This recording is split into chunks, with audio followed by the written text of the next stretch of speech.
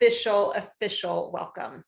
We are here for paving the way to soul love and talking about the power of soul love partnerships and how to create them, what gets in the way or maybe even could be considered a destroyer of them, and really how to sustain them. So how to attract and sustain. This is a space for singles, couples, men, women, all expressions of relationship and love and beingness. And we'll talk about beingness a lot tonight. So I want to say thank you for taking the time to commit to a 3-hour workshop. And I'm excited to get to dive in with you and really make this real, to have it be something that becomes a pivot point. And you'll get to decide how big of a pivot point it is. But this is an opportunity to have a significant pivot in what you've been experiencing in your love life. And we're going to talk about love as absolutely romantic love, but we need to to fully look at romantic love. We've got to look at love in all of its expressions. So hence paving the way to soul love. So thank you for taking the time, setting aside your evening, your morning, for some of you, the middle of the night for some of you, so that you could be here live and share in this experience with a wonderful, amazing group of people. So this idea of soul love, my suspicion is you wouldn't be here if it wasn't something that spoke to you. And it's also something that isn't always easy. And I think that's something that we maybe don't want to admit, or we want to imagine that the fairy tales are always true. And before we even get started this evening, I want to say that the magic of soul love, absolutely available to you, and more than you've ever imagined. And we'll speak to that. And can it challenge us to stay open? Can it challenge us to be real? Can it challenge us to take a risk, to love and potentially lose love? Because at some point there's going to be a transition. Maybe it's form, and maybe it's evolution of relationship. And sometimes that idea that I don't know if it's going to work stops us from opening and creating the magic of what love can really be. And what I can tell you from all of the thousands of people that I've gotten to work with, and some so intimately and so deeply, is that if we will create intimacy with love, and I say intimacy with love because then we can spread from there profound, mind-blowing examples over and over and over again of what love could look like. And one of the most common things that I hear with people that dive in and do this work is, wow, I had an imagination and this is so much better. This is so much better. So this is a bit of what we're up to. I am Joanna Shakti, the Soul Love Mentor and founder of Ecstatic Intimacy, creator of the Soul Love Roadmap. And it is my honor and privilege to play with you, explore with you, celebrate with you tonight.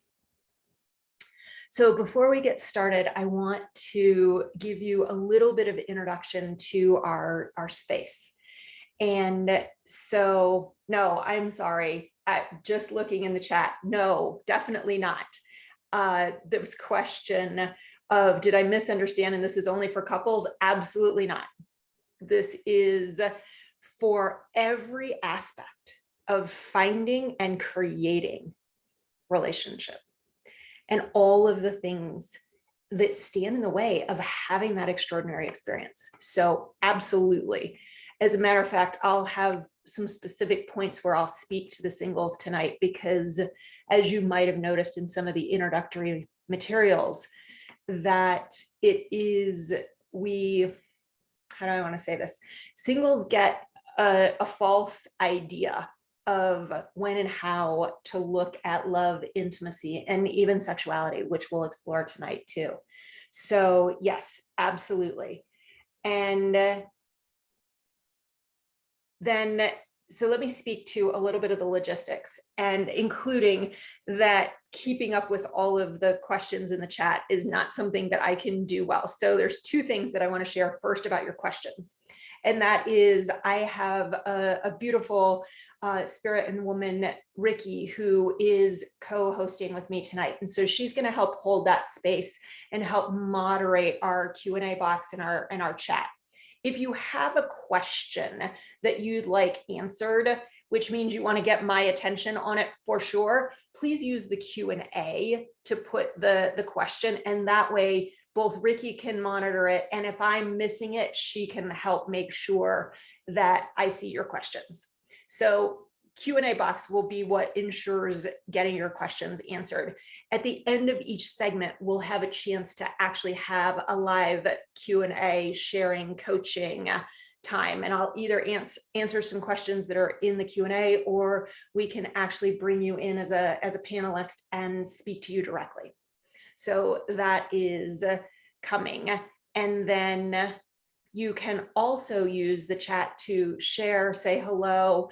You can say, oh my gosh, that resonates with me. You can share something that moves you. Use the chat to be interactive, and that will give you a beautiful chance to connect with some of the other amazing souls that are here with us. You can also use actually, I don't know that on webinar. Nope, I was going to say there's on the meeting, we can have, what do I want to say, reactions, but I don't think we can do that on the webinar. So with that, then you can raise your hand if you want to share when we get to our sharing, and we'll do that for 10 or 15 minutes, depending on timing at the end of each of our segments, that we will, sorry, this is where keeping my attention all on you and watching the window, the Q&A window. So what I was going to say is that you'll use your raise hand if you want to interact with me during one of those Q&A sessions. So I think that's it in terms of logistics. If you have anything that you need, then please, again, put it in that Q&A box, and Ricky will be able to jump in and support it. And I have had several people ask about the recording. We haven't officially decided how and what we're going to do with the recording. I do expect that we will get a recording available within about a week. Yeah, that's probably, and then it'll be available for a short period of time. We'll open it up. My guess is we might open it up next weekend, but we haven't officially got that decided. So you'll hear more about that possibility. So let me share with you, before we jump into segment one, where we're going to be talking about clearing the path, I'd love to just take a few minutes, because some of you are connecting with me for the first time. You guys all got here through the Love Library giveaway. And thank you for being a part of that amazing annual experience where there is an immersion in love, intimacy, and sexuality, and all the ways that we can grow that as men, as women, as singles, as couples. And so thank you. This was my gift to you to be able to come together at this live event. And so with that, I thought I'd take a minute, because again, many of you have not met me before, is to just share a bit about why I am so passionate about these topics. And it really, I think, maybe not surprising, but I'm passionate because I know the pain of it not working. From early on, I was fascinated with love, but I was also hurt by love. My family was one of the first divorced families on the block back in the 70s. And I made up all kinds of stories about what that meant about love, what it meant about me, lots of stories about what it meant about me. It framed my view of the world. It had a huge impact on when I trusted and when I didn't. And there was a lot of times that trust was really challenging. It also formed a lot of my beliefs about men. I am a heterosexual straight woman, but it doesn't matter. Our experiences of love form beliefs, experiences, perspectives on our partners and who we're attracted to. So in this case, for me and my father leaving, I developed a lot of not very supportive beliefs about men. And then I wondered why I didn't have good relationships with men later. And, as I came into my teens and 20s and even 30s, and like, what's wrong with all the men was one of my common questions. And it was never the men. It was me and what I was holding about love. I also, growing up in the heart of the 70s, was part of the women's movement and what we were supposed to be as women, what I believed we were supposed to be. And one of the things that marry that with what I'd already taken on because of the divorce side, I was never going to depend on a man. I was going to prove that I could outman any man. And I worked really hard to do that. Got an electrical engineering degree, an MBA, and I started climbing the corporate ladder in the oil and gas and high-tech industries of Houston, Texas in the 90s. And I was successful. I was promoted in my mid 20s. I was managing 60-year-old men who resented it. And all it did was force me to shut down more of who I was. And it was interesting because I wanted to outman the men at work. And then at home, I wanted them to cherish me. I wanted them to see me as a woman, but yet I really also was very confused because I'm like, wait, how do I be powerful? And I want to be asked out, but, oh, I'm supposed to ask out. So there was massive confusion. And then all of that to not mention the insecurities, which we could argue stemmed back from maybe deciding that there was something wrong with me if my dad could leave. So I also spent a ton of time trying to prove I was lovable. And I never trusted love. Married, 6'3", blonde-haired par golfer, concert pianist, valedictorian, amazing husband. And he couldn't have loved me enough for me to feel loved. Like, it was a setup. He couldn't win. So when I say I do this because I know the pain, I cried and cried and cried and cried, and I was angry, and for years, until I woke up to what was going on here and how what was going on here translated into what was going on there. Why I was divorced, why I was promoted, why I was happy, why I was exhausted, why I was sad and hurt, why I had orgasms and why I didn't, because there were many, many years where orgasms were completely elusive.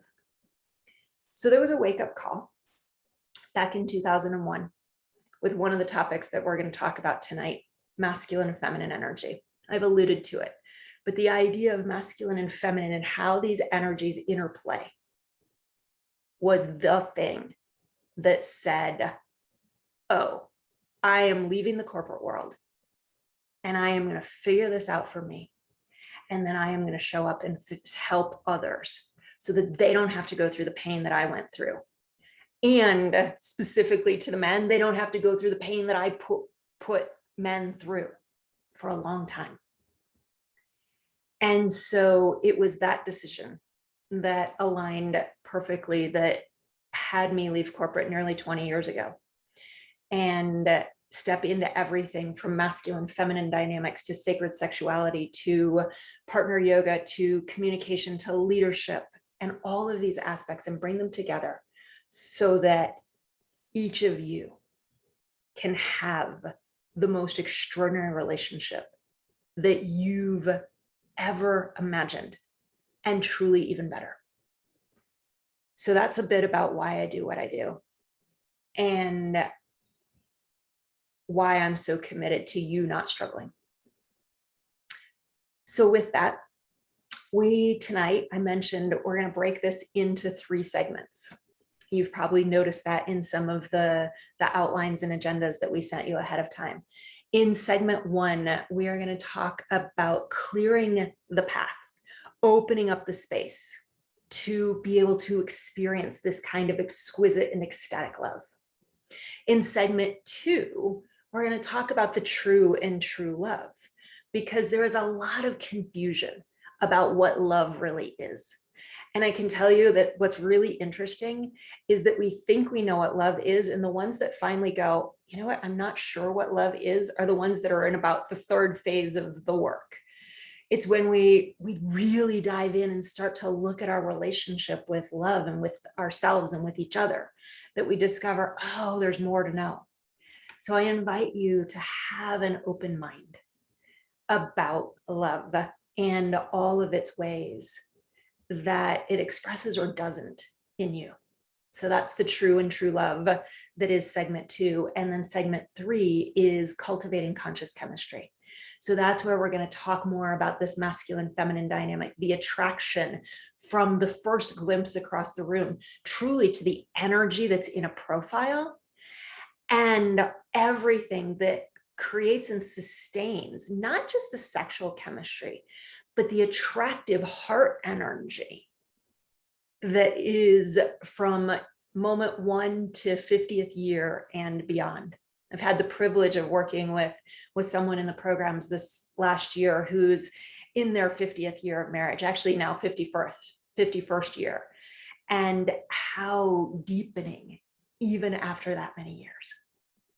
So that's a bit of what we're up to. When we put those things together, we're going to show you an exact roadmap of how to create conscious love, ecstatic intimacy, and ecstatic ecstasy. So that's a bit of what we're up to, and I'd like to take us in to segment 1. I'm going to use slides at a variety of different points. And let's see, let's start off here and share this with you.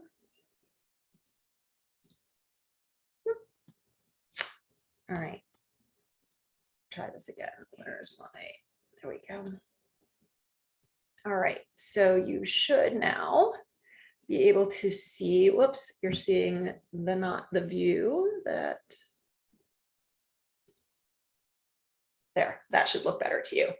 So segment 1, talking about clearing the path. And here's a bit of what we're up to in this segment.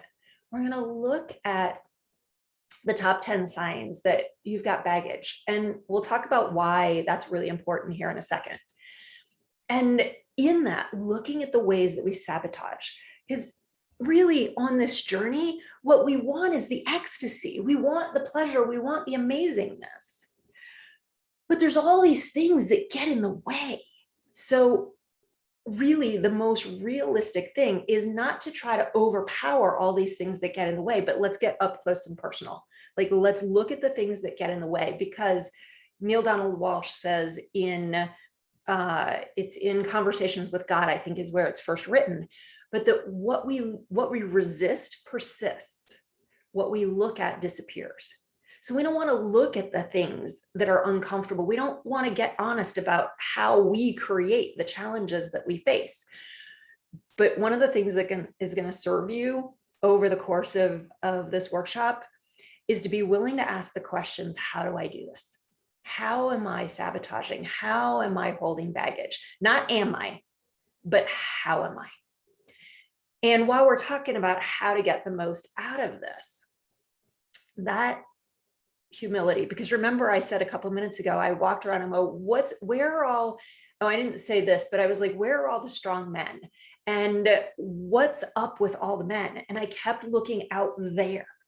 And I said, it was never them, it was me. It's so easy to point the finger out there at society or pandemic or the small town we live in or whatever that might be. But all of those are just they're actually illusions of what's really in the way, because every block that we have to having what we want is within us.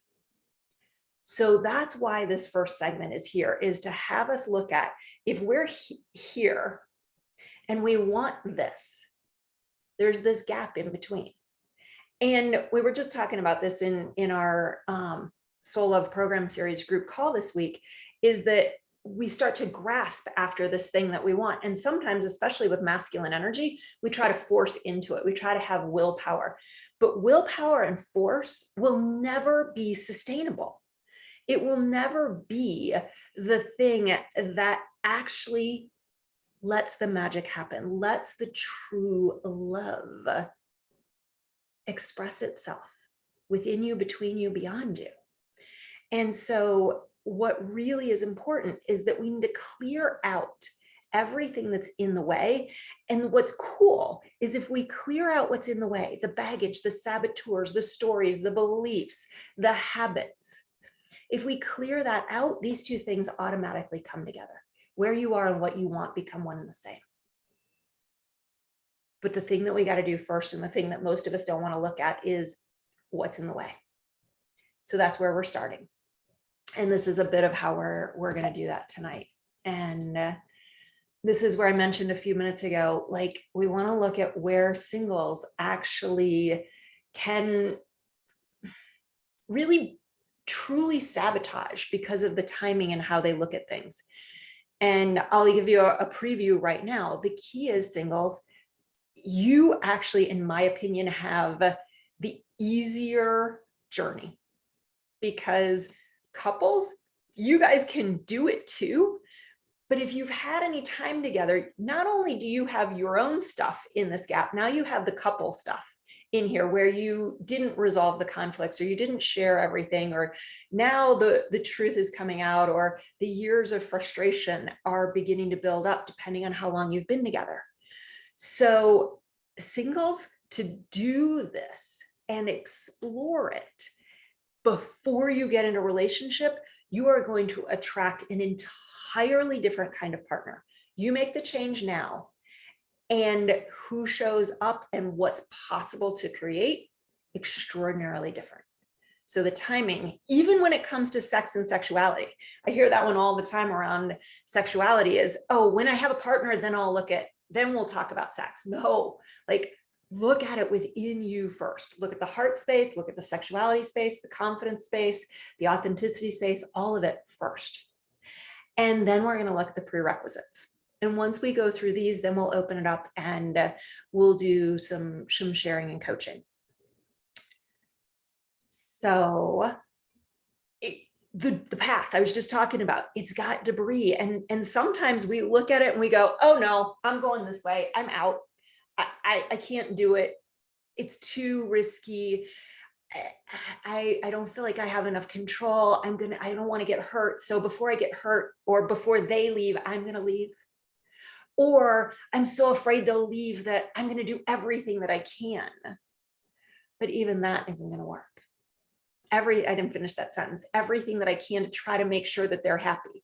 But in the end, as you'll find out in segment 2, that's one of the biggest damaging things we could do to a relationship, is try to get it right, try to please the other person. So lots of things in the way, and we're going to look at it. So you had, in your last couple of reminder emails, there were handouts. If you don't have the handouts, it is no big deal. We will absolutely, you can make some notes. I'm guessing you probably brought some paper with you. So this is just a chance for you to say, if you have the handout that looks like this, clearing the path, you can fill things in. And if you don't have it, just make some notes. We're going to look at baggage. And for those of you that remember David Letterman, he used to do his top 10 things from 10 down to 1. So that's what we're going to do here, just to have some fun. So when we're talking about baggage, we're talking about what's standing in the way from you attracting and creating the relationship that moves your heart, that takes your breath away. So if you're criticizing you, if you're judging you, that is going to get in the way. I promise, I've been there, done that. I know that one. It will not let you experience the fullness of love.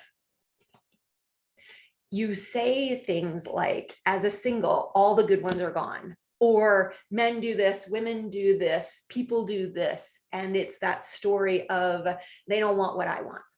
It's not true. Like, I can be on the phone with a man in one moment, and he's like, women my age or women do, want this, and it's not what's important to me. And I'm like, the next conversation will be the exact opposite. And I'm like, yeah, you guys are just not seeing each other because you're not actually open to it. And you're still the beliefs. Wayne Dyer wrote a book back in the 70s. I'll see it. Hear this. I'll see it when I believe it.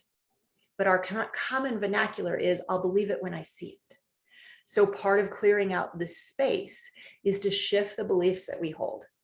If I hold that men don't get it, men won't meet me, men don't show up, whatever the story was that I used to hold, and I am not proud of those stories, and thank goodness they have so shifted, because now I have extraordinarily amazing experiences with men in every aspect of life, not just romantically.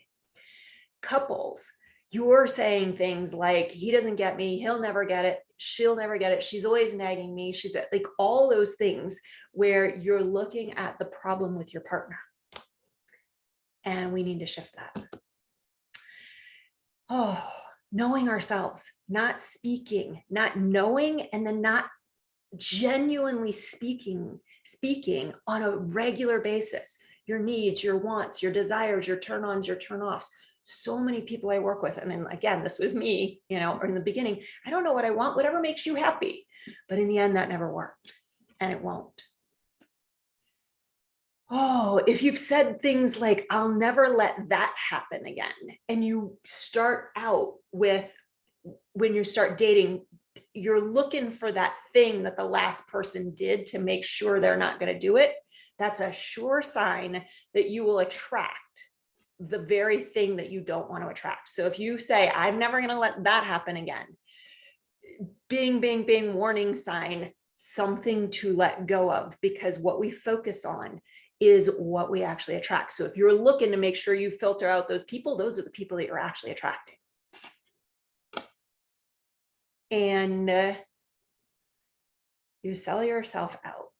And sell yourself out seems like, it seems really like a strong statement. But we're going to get into tonight, and we're going to look at all the subtle ways that you make it okay not to have what you need, what you want, and what you desire. And anytime you settle, you're limiting the power of love. And if we're talking about soul love, ecstatic ecstasy, ecstatic intimacy, we have to open that full space. And selling yourself out, trying to, it's good enough, it will never be good enough. Whoops, did two of them there. If you've watched passion fade, if you've watched passion fizzle, love fade, those, again, like, if we're really open and available, heart, mind, body, spirit, soul, for love, it is going to get hotter. It's going to get deeper. It's going to get more connected over time. And yet what happens, and we see so often in relationship today, is that it's like, well, we've been married for years. Oh, we've been together for a couple of years now. Things are just not, that's just what happens. And there is an ounce of truth to that, but we settle for way less than the potential. Because when you do soul to soul love, when you do ecstatic intimacy, it will get better and better. When upsets come, if you shut down, if you blame it, yell it over there, or you stuff it, whatever, can't deal with it, don't want to deal with it, oh, talk about this gap in between. It's just going to get bigger. You can't see my hands, but bigger and bigger and bigger. And then you'll wonder why you're not having sex anymore. We can do that. if some part of you, and if you're willing to ask that little sheet, what I want you guys to do is, if any ounce of one of these resonates with you, make a note of it, because what you do with this information is going to have everything to do with what happens after this. So make a note. If there's some part of you that is still hurt, resentful, even pissed about something that happened in the past, even a little bit, it's standing in the way of you having that soulful connection. And trust. Trusting you, trusting your partner, trusting a date, trusting your spouse, trusting the opposite sex. If trust is not easy, there's something standing in the way. And trust is a huge deal in relationship. And when we get to dive deeper, we're not going to work with trust tonight at a significant level, but to know that there is a three-part model of trust that has everything to do with how you relate to trust of self, trust of other, and trust of life. And it is those three expressions of trust that all must play together in order to be fully available for the ecstasy. You guys will hear me say this. I talk about this a lot in our Living in Ecstatic Union program, which is our phase 3 program, but we're creating a life of best evers, and not just best ever orgasms, but best ever everythings, from the moments in the kitchen to the shared experiences in life, whether it be a vacation or whether it be a walk around the corner with the dog. But those moments, best evers, wow, I had no idea I could experience this. So setting up trust, critical to best evers, the ecstasy. And whether you're in relationship or whether you are single, if the past keeps repeating itself, number one indicator, if you keep meeting the same kinds of people over and over, if the relationships keep ending for the same kinds of reasons, if you and your partner keep having the same arguments, again, bing, bing, warning sign, we got some work to do. We got to clear the space. And when we clear the space, love shows up. So what's in the baggage? It's all of these things that we were just talking about. And all of this is set up from our beliefs. It's what we believe is what we experience. And if we judge the past as the future, sure enough, our future is going to look like the past. So if you believe that what you've experienced is what you're going to experience, so be it. All of the conditioning. We all grew up, cultural conditioning, sometimes spiritual or religious conditioning, our family conditioning, where we lived, all of the things that we were conditioned to do and believe, and who we witnessed and who we modeled. I love when I get to ask a group of people to begin looking at, how did love get expressed in your family? And then all of a sudden it's like, how does love show up in your life now? Oh my gosh, there's such a correlation. So we are unraveling the conditioning and letting go so that you can choose what's true for you and not what was true for somebody else. The reactionary decisions and vows. So those, I'm never going to let that happen again. I'm always going to do this. This is what has to happen. Expectations for me, expectations for partner. That's all going to create separation, which is really what the baggage is. The unreleased hurts, whatever we're holding on to as resentment or hurt, it's gonna stand in the way. Whoops, wrong way. The judgments, the labels, the judgments of self, oh my gosh, they get in the way all the time. And then the rules for what I'm supposed to do, the rules for what they're supposed to do, what they can't do, what I can't do, what they should do in the bedroom, outside the bedroom, on the date. Oh my gosh, rules will. And it's not that we can't have conscious agreements with each other. We'll actually talk about that. But conscious agreements are different than rules. Rules and shoulds are often the unspoken assumptions and expectations that ravish, not in a good way. Ravage is actually probably a better word. Destroy relationships. So that's what baggage looks like. And it's heavy, it's exhausting. We put up walls of protection and then we wonder why we can't feel love. And we create strategies to protect. Here's how I'm going to do it. And then we have no-go zones. And no-go zones are, I'm not getting that vulnerable. I'm only going to let them see so much of me. They're not going to like that part. I'm going to keep that over here. I'm not going to tell them what I want, because if they know what I want, well, they might not want it. So they might leave. Think about that for a second. If they know what you want and they don't want it and they leave, is that a good thing or a not good thing? I'm going to argue that if you're not aligned, it's a good thing. But so many of us don't tell the truth because we're afraid that they'll leave. And that, again, is a destroyer. So here's a time to stop, take some notes. Like you're going to get, the more interactive you get with asking questions, making comments, making notes, checking, yep, I do that one, I do that one, I do that one, the more that you will take away from this and not have to ever look at your notes. So we'll take a moment. And when we're going to, in a few minutes, I've got one other section that I want to do, and then we're going to turn it over to some coaching and some sharing. But I'm just going to pause for a minute. What's the baggage that you're carrying of those things that we just looked at? What is standing between you and the love that you want, whether you're in relationship or you're looking for your soulmate? Take a few minutes.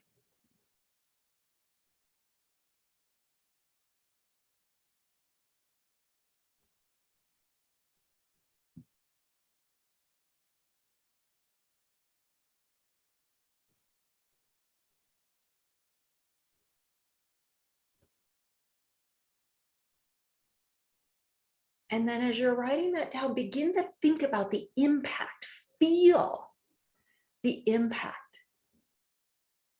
that these probably unconscious expressions have had on your life. What does it cost you to not be real? What does it cost you to please? What does it cost you to hold that resentment? What does it cost you to say, I'm never going to let that happen again?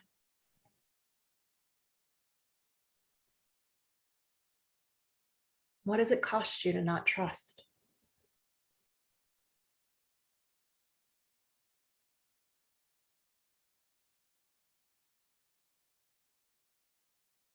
What does it cost you to not be fully available for loving and being loved?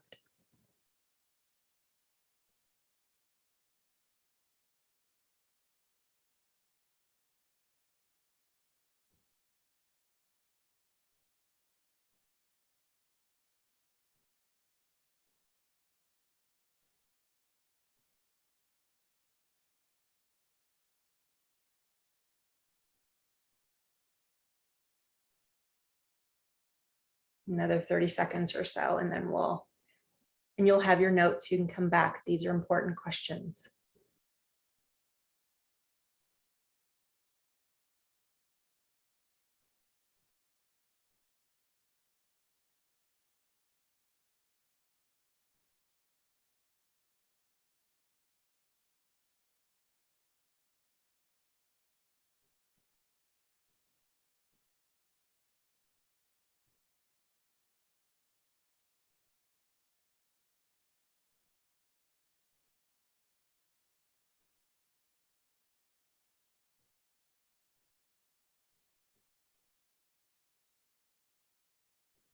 And I'm going to come to the questions when we get into our sharing and coaching section here in a second. So I've had a chance to look at most of them that are there. So we'll come to those in a couple of minutes. So let's go on to what do we do about it? And this is where the roadmap begins to come in. And there's a couple of different roadmaps. Like there's the roadmap that'll actually take you to the love that you want, but there's the unconscious roadmap that is programmed with that conditioning and those rules and those beliefs. So one of the things that if you were to be in one of the live events with me, you're going to see a sign that says, bring the unconscious conscious and change happens. So we have to get conscious. Like, I was not conscious of any of the ways that I was judgmental, any of the ways that I pushed against, any of the ways that I had walls of protection. I seriously thought it was all them. I had some stuff, but like it was like 80% them and 20% me, when it's really more the other way around. And so we want to get conscious of the unconscious programming that you have. And then we get to choose again, to make new choices, to rewrite the roadmap. There's also criticalness of completing with past relationships. Now, you may say, I was married 20 years ago. I'm done with that relationship. It's shocking to find out how much we're still carrying. I see this. I take people through conscious endings rituals, and they will say, wow, I would never have imagined I was still carrying that. And I hear that over and over and over again. So stay open, stay humble, if you will. Stay open to the possibilities of what you may not see, because we can't see our own blind spots. And then to meet the prerequisites. And so let's pop through those prerequisites. And again, this is on the flip side. If you're using the handout, this is on the flip side of that handout, where you can jot down these prerequisites. And so the prerequisites: you have a strong relationship with you. I know it's that idea of you've got to love yourself before you can love another. Man, that sentence pissed me off. I had a guy in college that actually said it to me. He's like, I'm not going out with you. You don't love yourself. There's no way you could love me. I'm like, what? You're crazy. I have so much capacity for love. I mean, I can still remember, it's gone now, but it was such a powerful moment for me.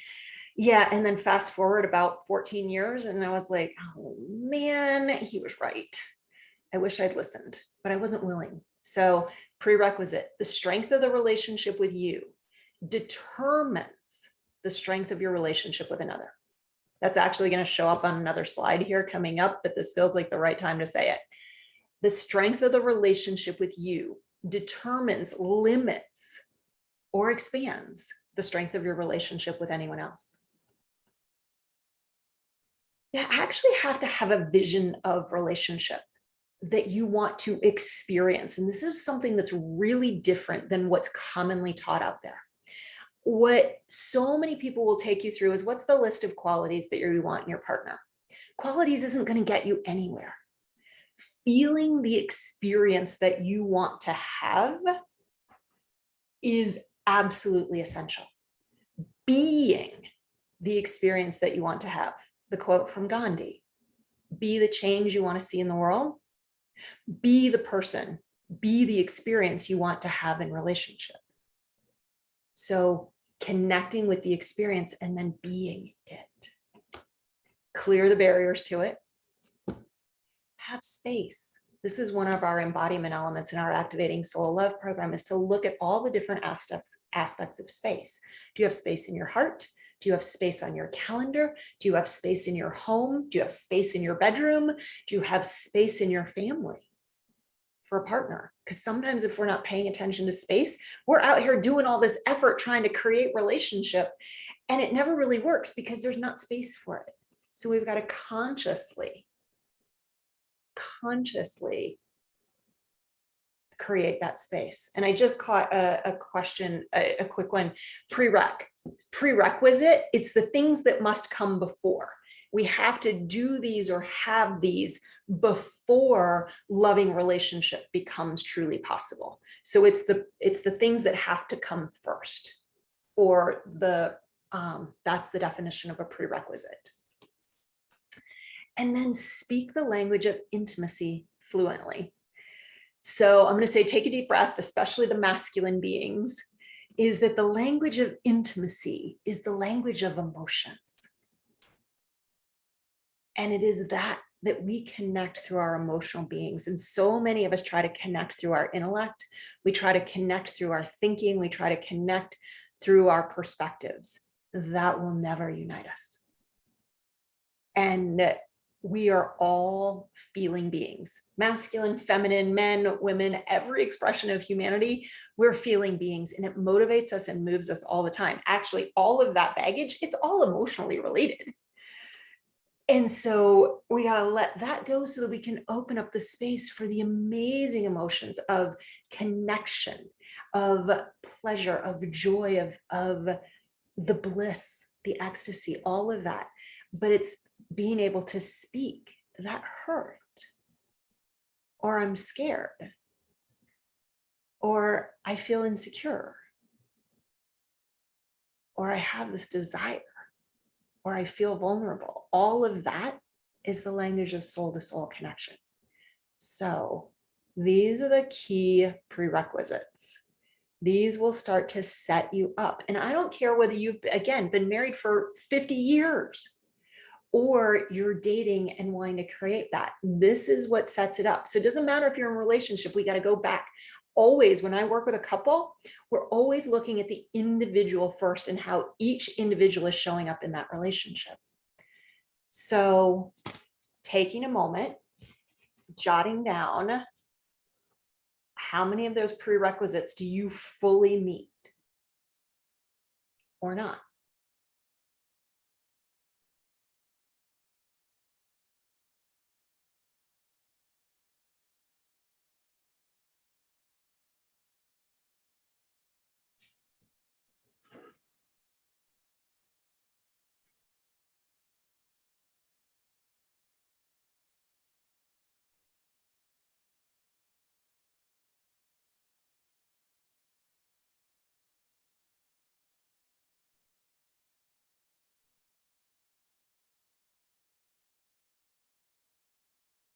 And then below that, there's a space for awarenesses. So we're going to shift into a space for sharing and coaching here in just a moment. And while we're doing that, a good time as you're reflecting, like the more that you take this and really look at yourself, not just as information, but have an experience of what we're talking about, the more that it's going to be transformative for you. So with that, then you can begin to write in the awarenesses. Oh, and I dropped this slide in. I wanted to just, we can't go through this, but the idea of the sacred you are the foundation. And we're going to talk about that again in the second segment here. But to move from how you are aware of yourself to how you are honoring and acknowledging and caring for, there's a point where you actually become available for love. And when we're not in full relationship with self, we are actually not in relationship with another.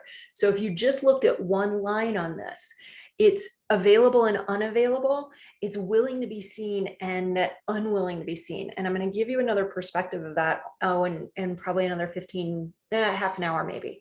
But that when we're not in full relationship with self, we're going to have longing, loneliness, emptiness, resentment, hurts, pain. We're going to feel invisible, unwanted, undesirable, all of those things. And then when we shift that and we know that we are all of that, all of a sudden an entirely different world of loving and being loved becomes available because you're actually available. When I talked about my relationship with my ex-husband, I wasn't available. When I said he couldn't have loved me enough, no way could he have loved me enough for me to actually feel loved.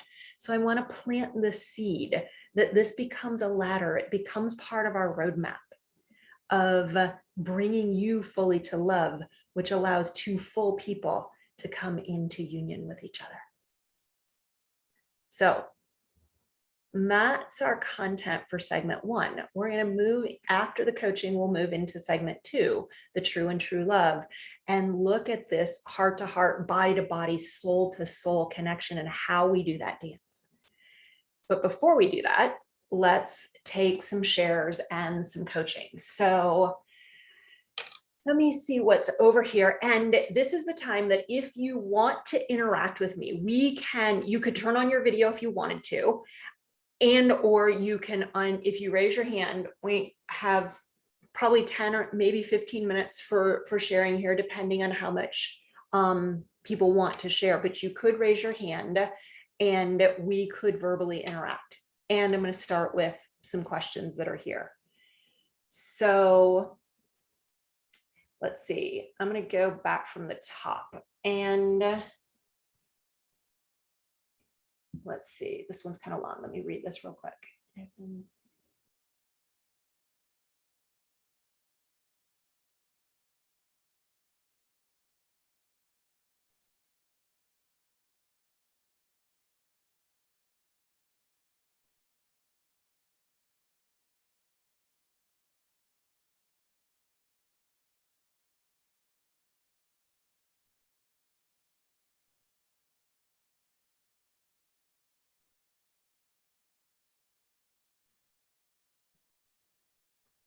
Beautiful. And some of you are just sharing. There aren't actually questions here. So feel free to share those. And I won't read your stories unless you ask me to. But I'll jump down to some of the other actual questions. So this is based on the law of attraction related to intimacy. There is an aspect of law of attraction that's here. And it is like law of attraction plays absolutely in all of this. And while it's that, it's already here. What I want to say is the love that we're speaking about, we think we have to go find it. We think that we have to do something or be something, that romantic love is love. And if we don't have a partnership, if we're not in love, there isn't love. And that's the misnomer. And we're going to get into this in the second segment, but that love is always here. And so what we want to do is live in, hold, be, express, open to receiving and giving that love. And when we're in relationship with love, then romantic partnership becomes available, shows up in our life, or finally gets good and juicy. So yes, there's an aspect of law of attraction, and I don't want to limit it to that because it is so much more of it's already here now. So thank you. Yes, there is that. And the laws of attraction apply in every area of life. What I'm talking about tonight, and all the way through, even from the connection and chemistry piece that we'll talk about in the third phase, is that from the boardroom to the bedroom and everywhere in between, we are who we are. Now, you may think I'm totally confident in the boardroom or professionally, and I'm not so confident in bed, or I am so confident in bed, but over here in my professional life, not so much. Like, what you'll start to find out, and what's cool, is if we have an area where it's somewhat working, there's still going to be limitations, because we are going to play out these energies in every area of our life. They're just turned up or turned down. But the great part is then we can leverage, but we're going to look at you as the whole being. How I was showing up in that corporate world had everything to do with why I was not having orgasms, had everything to do with the same being that had insecurity there and insecurity here, but you would never have on the external viewpoint thought I was insecure. I got called a bully by my last boss. And I looked at him, I'm like, what? I couldn't even see it. And that's part of, again, in this journey, is we can't see our own blind spots. So that part that was so trying to prove that I was good was so overamped. And I was actually way more respected and honored and loved and promoted when I was being myself and not trying to prove anything with the imperfection. Here's a side note. We fall in love with imperfection, not perfection. And most of us are running around trying to be the right thing, and that will never get us love. So stop trying to be the right thing and be you. And the most extraordinary love will show up. Go back to the questions. Let's see. Do you find that self-judgment and trust issues are connected? Absolutely. Absolutely. No question on that.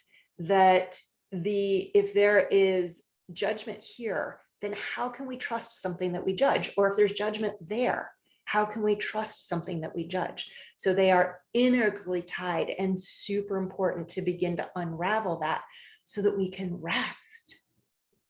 And that's what allows us to open and attract and receive and trust love. I'll come back and speak about, there's a very specific point. We're going to look at the roadmap here in a little bit. And there's a very specific point where that trust opens the door. So more to come on that. Let's see. How does a person reconcile divorce being against one's personal belief system, yet spouse divorced me? Yeah, so again, this would be one of those, I haven't used this phrase yet, but it's really the essence of what we're talking about is sacred self-inquiry. And sacred because you are precious and priceless, and what you hold is honestly more important than what anybody else holds. When we get into our partnership work in our programs, the number one thing in relationship for it to be successful is you have to put yourself first. So we have to, for you in that reconciling, is look at what's true for you, and then we have to make peace with it, because we can't control someone else. You can still hold your own truth, belief, and that being against your belief, but we don't have control over another person. So we've got to let them do what they do and be able to rest in our own selves and not make what they did or didn't do about us. And when that can be separated, we can then be fully available again. So that's one that I would love to get more personal with, but that's what I can answer in this moment. Thank you guys for these great questions. And let's see what we've got next.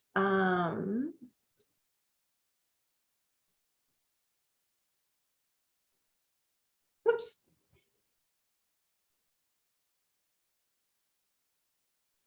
How important is it? How important is clearing baggage that is only there when I think of it? So that's a really good question. How important is clearing baggage that is only there when I think of it? That bring the unconscious conscious and change happens. So it's only there when you think about it because it's running all the time at a subconscious, unconscious level. But our unconscious determines 99% of what happens in our reality. So we're still, if it's sitting down there under the surface, it is still dictating how we move. And what we do when I work individually with people on this is that we hone in and we get super clear on how that's playing out, and then how it's serving us to actually keep holding on to it, because it's actually not that hard. It seems like it may be hard to let go of, but believe it or not, it is much easier when we come to it from a very intentional, open-hearted space. But it's still probably the stuff that's actually unconscious and only there when we think about it is probably the most, what's the word that I want? It's the most impactful of the baggage. The stuff that we're actually aware of sometimes doesn't play out so much. So I would say that that's super important. And thank you for that question.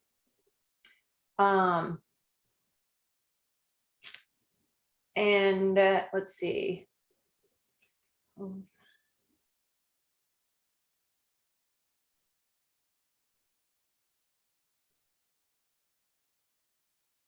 So this question is asking about sadness and the sadness of a relationship that has ended, and especially ended abruptly, unexpectedly. And this is a piece of being in relationship with self and tending to self. And so I can't give you a specific answer for exactly you in this moment. This is where, again, I would love to be able to interact personally.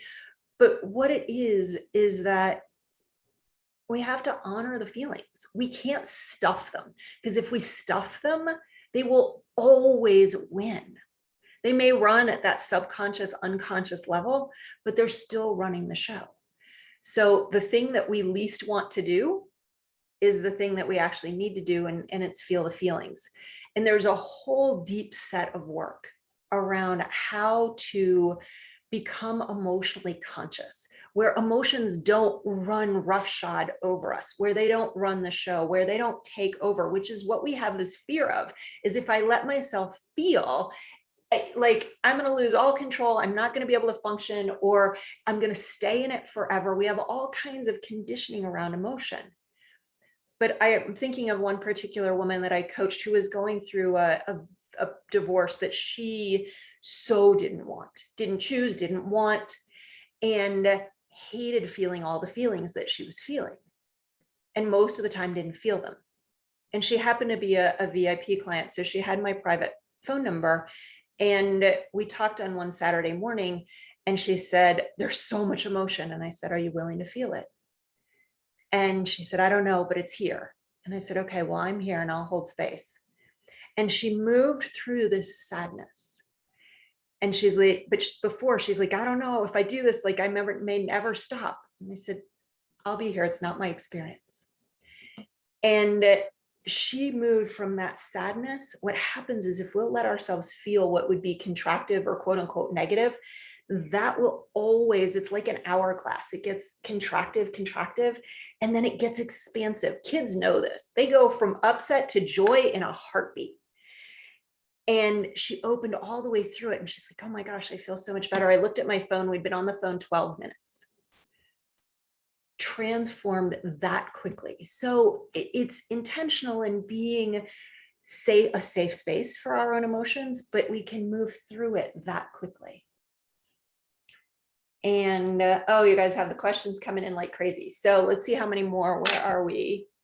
I'm going to do a couple more, and then I want to take us into segment 2, and we'll have more coaching time at the end of segment 2 and then at the end of segment 3. How do you consciously end past relationships? There's a whole conscious endings ritual that I take people through, but it's actually several steps in to the work, because before we can consciously end, we have to be willing to feel our feelings. We have to be able to be willing to take responsibility for our part in the relationship. We have to be willing to let go of attachment. So there's some pre-work, and then through a process of owning our part and forgiveness and releasing and clearing, we can, it's amazing, like it's done. But there's some setup to that ritual.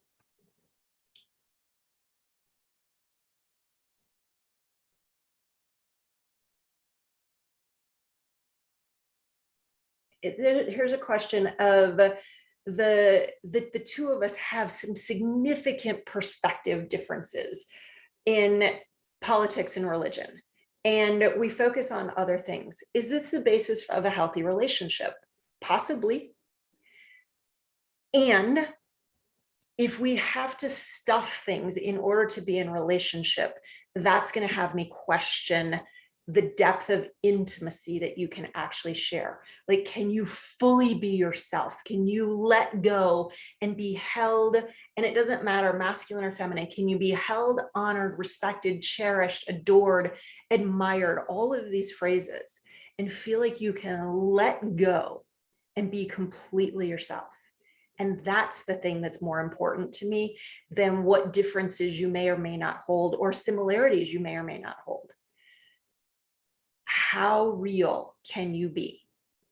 And how safe do you feel to be you? Now, safe is first with self, but this is when there's big differences. How intimate are we? Or are we holding big separation? All right, one more question, and then I'll come back to some of these. Let's see. Ta-da.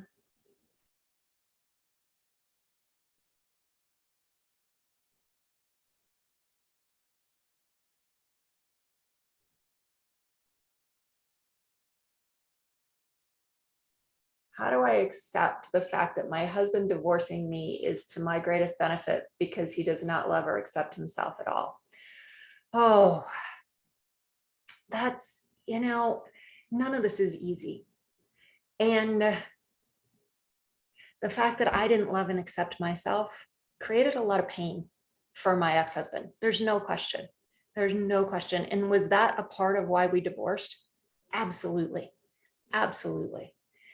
And this is the place where we have to develop, it's an invitation for unconditional love of self and of other, of compassion for self and compassion for other. And even when we can recognize, and it's important, part of the conscious completion is beginning to see and claim the benefit and all of the goodness that was in that relationship. And it still doesn't make it easy.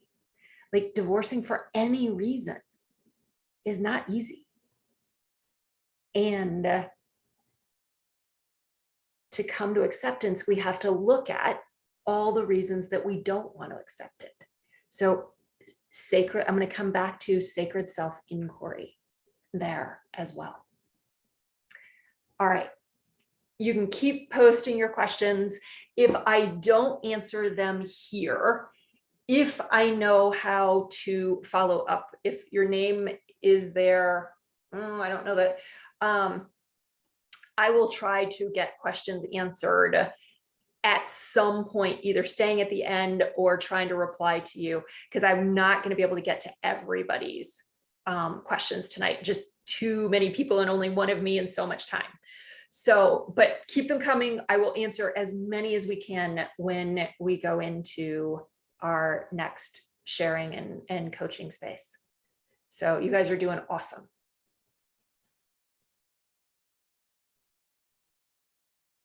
Okay. And yeah, Samantha, I'm going to come back to you on our next coaching cycle. And you'll be first up then. Okay, so segment two, the true in true love. And here we're looking at the myths and the truth of soulmate love. We're looking at the destroyers and the bonders in relationship, the how-tos of soul partnership, and what does that mean? And this is where we're going to see the number one destroyer of intimate relationship. So that's what we're up to in this segment. And let me get a sip of water here.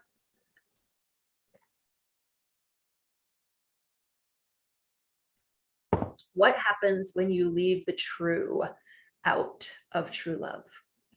Whoops, I gotta hit the right direction. The truth is, if you leave the true out, if we aren't in this intimate seeing and being seen, relationships don't last. And there's disconnection. At best, we're friends and roommates.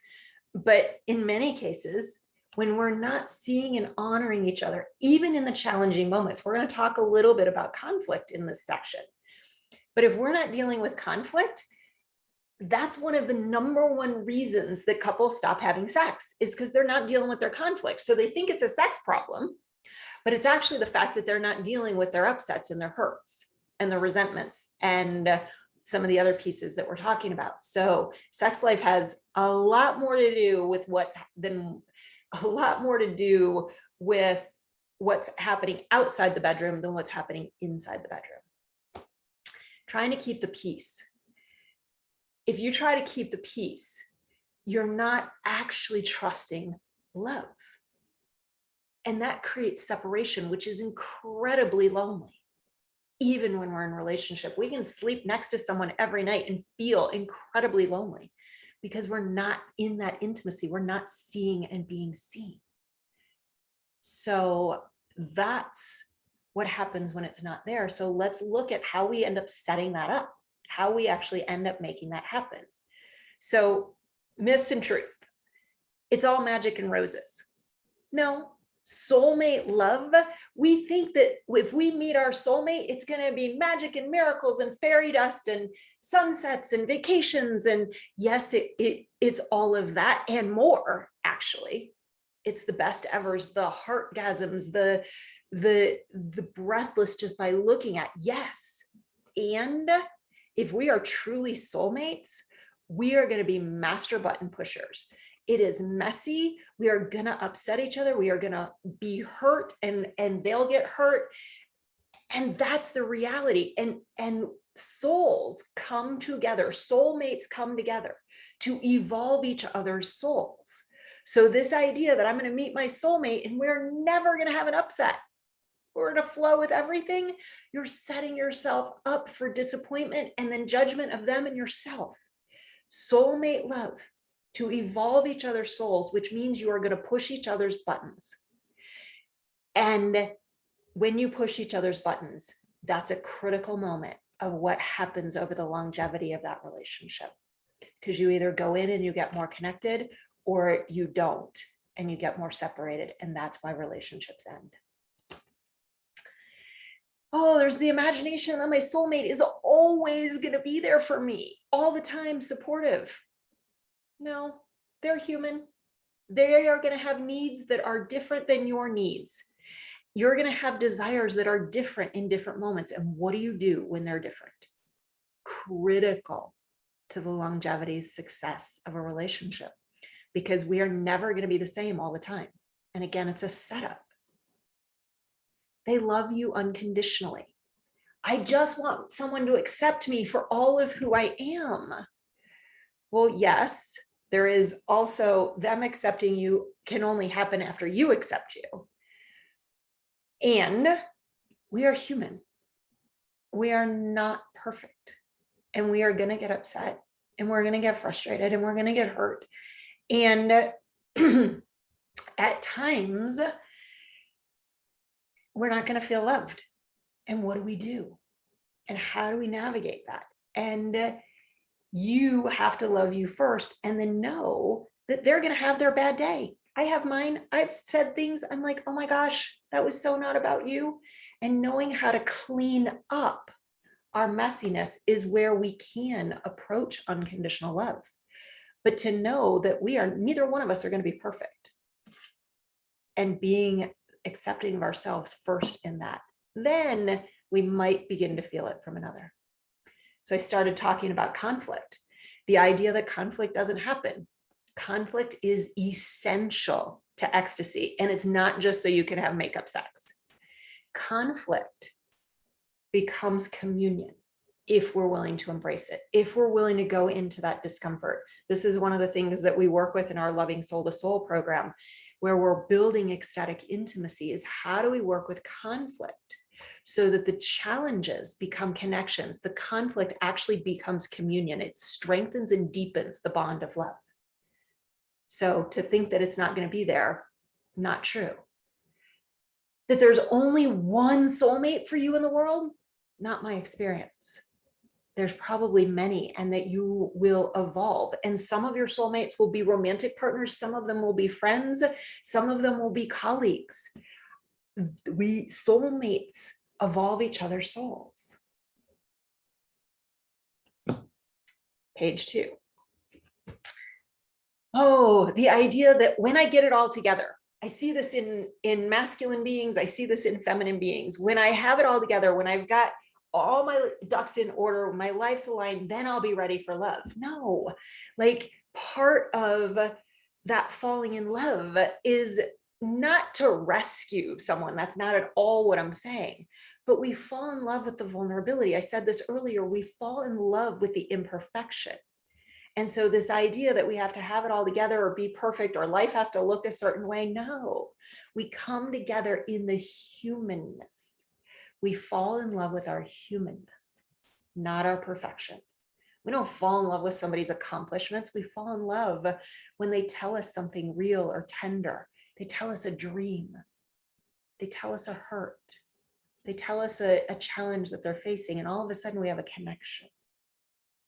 So realness, humanness, both our greatness and our challenges are where we bond. If you screw up, they'll stop loving you. That, again, that's breeding that perfection. I got to do it right. It's exhausting. You'll never live up to it. And you're going to screw up. You're going to do something unconscious. They're going to do something unconscious. It's normal. And what do we do about it? That's the important thing.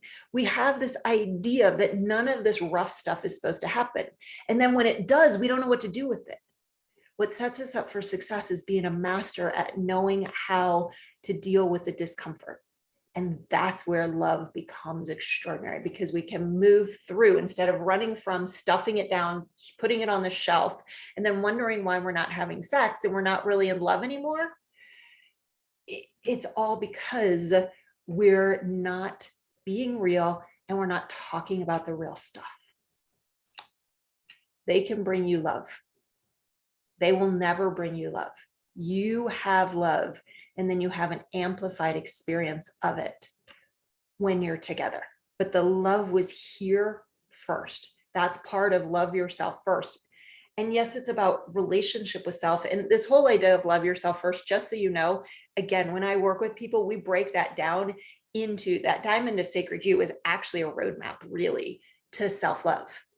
And so, because when somebody, I was like, I don't know what this thing self-love is. How do I do that? What? But when we break it down bit by bit and moment by moment and practice by practice, all of a sudden it's like, oh, yeah, I honor me. And now my partner or my date is honoring me too. So love starts with you. Oh, this idea that you can relax because they'll never abandon or hurt you or reject you. We're all going to get hurt. We're all going to get hurt. I have my couples actually raise their hands and say, I promise that you will feel hurt in this relationship, because that's the truth. And when we tell ourselves the lie that we're never going to get hurt, again, we're setting ourselves up to have it be way worse. Let's be real and authentic about it. And then it comes and goes so much easier. The myth, chemistry is critical. It's important. Some is necessary, but super high chemistry is way more about body and hormones and not about soul. Soulmate relationships, we're attracted, but it's not off the charts, because we'll sell ourselves out for off the charts. So chemistry is key, but too much is actually not going to give you the kind of love and ecstasy that we're talking about here. So take a moment. This one doesn't have a handout, so maybe on some notes, take a moment and just reflect. Make some check marks if you've been making notes. What myths have you bought into?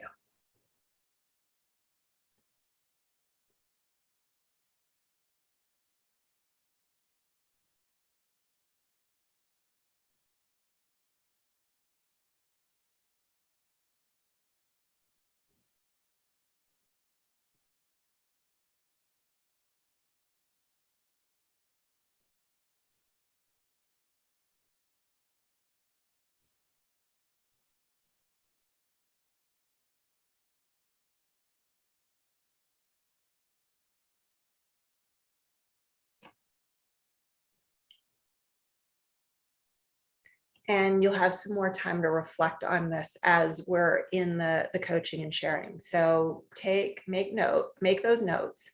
And now let's keep talking about, what is this true love? And we looked at the myths and we looked at some of the truths, but now let's really hone in on it. This love is not reasonable, it is not logical, and it is not definable. We cannot name this. We cannot accurately describe the experience of love, but we know it in our bodies. We feel it. We sense it, but it does not make sense. It is not about the qualities and what they did and what they don't do and what they have and what they don't have. It is much deeper. It moves us in the core of our being. And it's not all chemistry, or even mostly chemistry, but it is authentic. It is absolutely authentic. It is deeply intimate, seeing and being seen, and it is truly ecstatic. It's profound. It takes our breath away. It can feel like our heart skipped a beat. It's wordless, it's breathless. I don't know how to define this. That's when we're touching into soul love. It's a practice and it's a commitment. You don't have anything extraordinary in the world, a house, a home, a garden, a business, anything, a body, if we don't commit to practicing taking care of it and being in relationship with it. So sacred soul love is a practice and a commitment.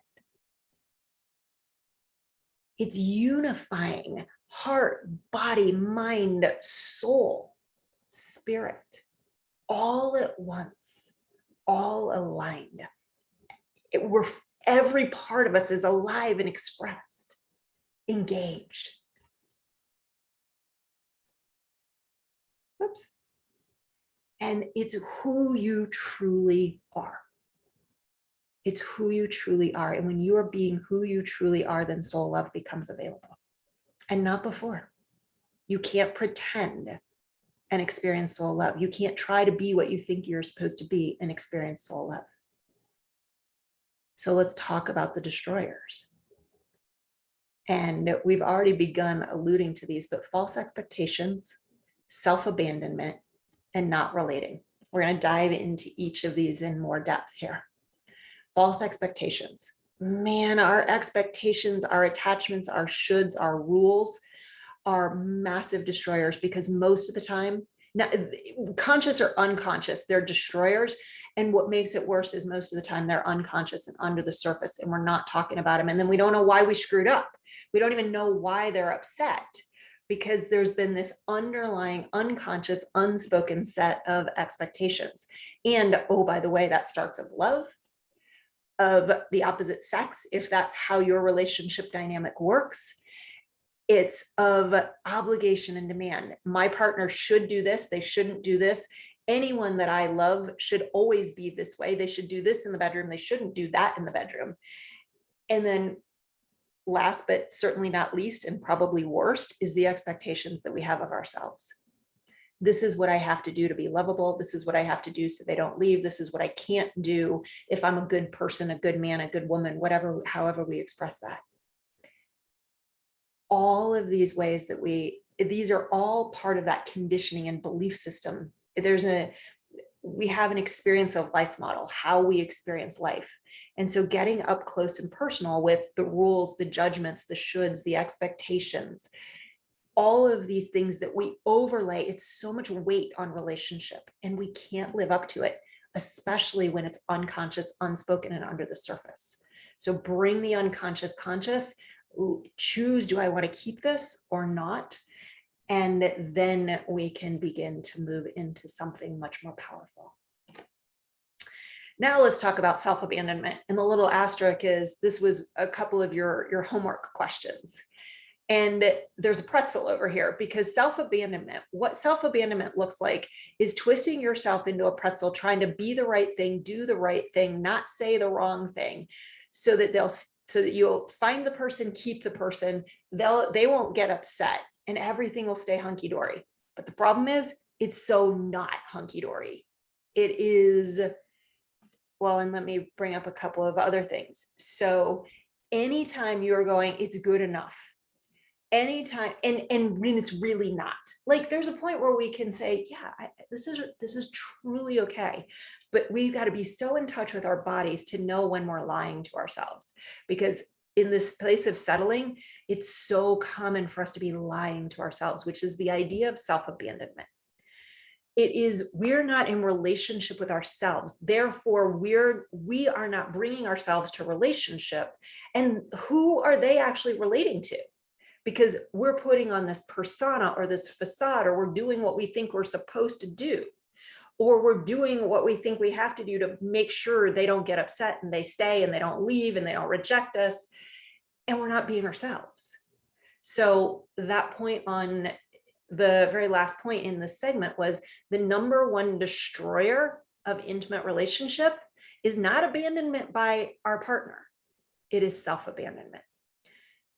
It is the abandonment of our own needs, wants, desires, turn-ons, turn-offs, boundaries, dreams, And we've been so conditioned to put the other person first. And it's the worst thing we can do in relationship. If we both put ourselves first and there's divine alignment, soulmates, it will be extraordinary. But it takes both of you being authentic, and then extraordinary can happen. If either one is trying to be something, facade, persona, not telling the full truth about how we feel, we can't be connected. Impossible. So pretzel twisting, selling yourself out, being the nice girl, the nice guy. This is what good guys do. This is what good girls do. This is what, I don't want to be mean. I don't want to be cruel. I don't want to hurt their feelings. No, we're not going to be mean or cruel, but we have to be able to express how we feel and when it hurts, and do it in a way that we're not blaming them, but they can also show up and acknowledge their part. People pleasing. Anytime we're trying to please them at the expense of ourselves, we're actually creating separation. The masculine feminine, where some people have started to comment about this, and we're going to talk about it in segment 3, but the masculine and feminine are attracted to each other. And if our partner, it's all about how we're showing up, but then it gets reflected in our partner. And so we cannot honor these energies within ourselves and within each other. And that will, again, sabotage the relationship. I mentioned not speaking your needs, wants, desires, and boundaries. So all of these, where you are not honoring you, there is no way that relationship can last. So then, staying with this idea of the pretzel twisting, here's what we expect in relationship is we think we're going to get love from this person that we're in relationship from. We're going to get our love, our peace, our security. We can't. It's impossible. And it's setting them up to fail. And it's setting ourselves up to be disappointed. And then there's this dual self-abandonment thing that goes on. Because we end up, basically, I'm just going to bring all these bullets up here, is that the expectation is that you behave in a way that never pushes my buttons. You show up so that all my needs are met. You show up so that that insecurity that I have never gets triggered. You show up so that I always feel like I'm going to get what I want. You make me feel safe so that I don't have to experience any of that baggage. See, this is what we want our partners to do. We want our partners to show up so that none of those hurts, none of those insecurities, none of those stories have any impact. But that's not what soulmate relationship is about. Soulmate relationship is about clearing that stuff out so that we can be in that sacred union. So it is the conscious relationship. This is all dependency. I'm dependent on you showing up so that I can stay happy. You do life in a way that makes me happy, then everything's good. And both of you are doing that, but you can't ever win. There's no way that you can make them happy, and there's no way they can make you happy. But the two of you can be happy together when you both are honoring who you are and what makes you happy. And then together you extend and share and expand that happiness. But it is not, we are the source of it for each other. We are the source of it, and we bring it to each other. And so the conscious relationship is you be you, and anything that you do that upsets me, I'll take responsibility for it. And let me actually put a caveat, because I could talk for a week on this topic alone. It's not that anybody can be unconscious and unkind. That's not what we're talking about here. It's bringing conscious love. And then when we have those bad days, when we have the upsets, when we actually say something unkind, we know how to clean it up and we know how to take responsibility for it. So I am not advocating unconsciousness here at all. But it's that you don't have to be perfect. You don't have to take care of all of my hurts and my fears. But when you trigger them, I'll honestly share with you, and then I'm going to look at how to clear this out so that I can bring more of me to our relating. I'm going to clear out what has me pull back from our loving so that I can come in closer. And if both people do that, I'm going to clear out what's in the way of me coming closer to you. I'm going to clear out my side. Now This is where we get into true unity. Where does one begin and the other end? Third way that we destroy relationship, we don't speak and share. So we've been talking about this. If we don't express needs, wants, desires, turn-ons, boundaries, how can we possibly understand each other? How can we possibly intimately relate? So we have to feel comfortable. First, we have to know what that truth is for ourselves. Then we have to know how to share it, and share it in a way that they can hear it, that draws us closer. If we leave emotions out, again, the language of intimacy, we can't relate. We can't feel each other. We can't know each other. So speaking the language of intimacy, avoiding conflict, guaranteed set a way that we don't relate, and guaranteed to create separation. If we avoid it, the relationship's going to go like this. If we work with it, the relationship's going to go like this. Not making it a priority, not making relating, and we can have all kinds of things, job, kids, society, whatever it is. We've got to make it a priority. And our love making is essential. It doesn't have to be every day, but it has to be regular. Our physical loving is as important as our emotional loving. So these are all aspects of the relating. And this is a particular quote from someone who did one of our programs a few years ago. And the idea of sacred conflict, and where he was no longer afraid to get into an argument with his wife, because now they are bound more tightly. That is the truth. And so we're so terrified of conflict. And it is one of the biggest gifts when we'll embrace it. And oh, by the way, when we start embracing it, they don't come as often, they're not as intense, and they're over more quickly.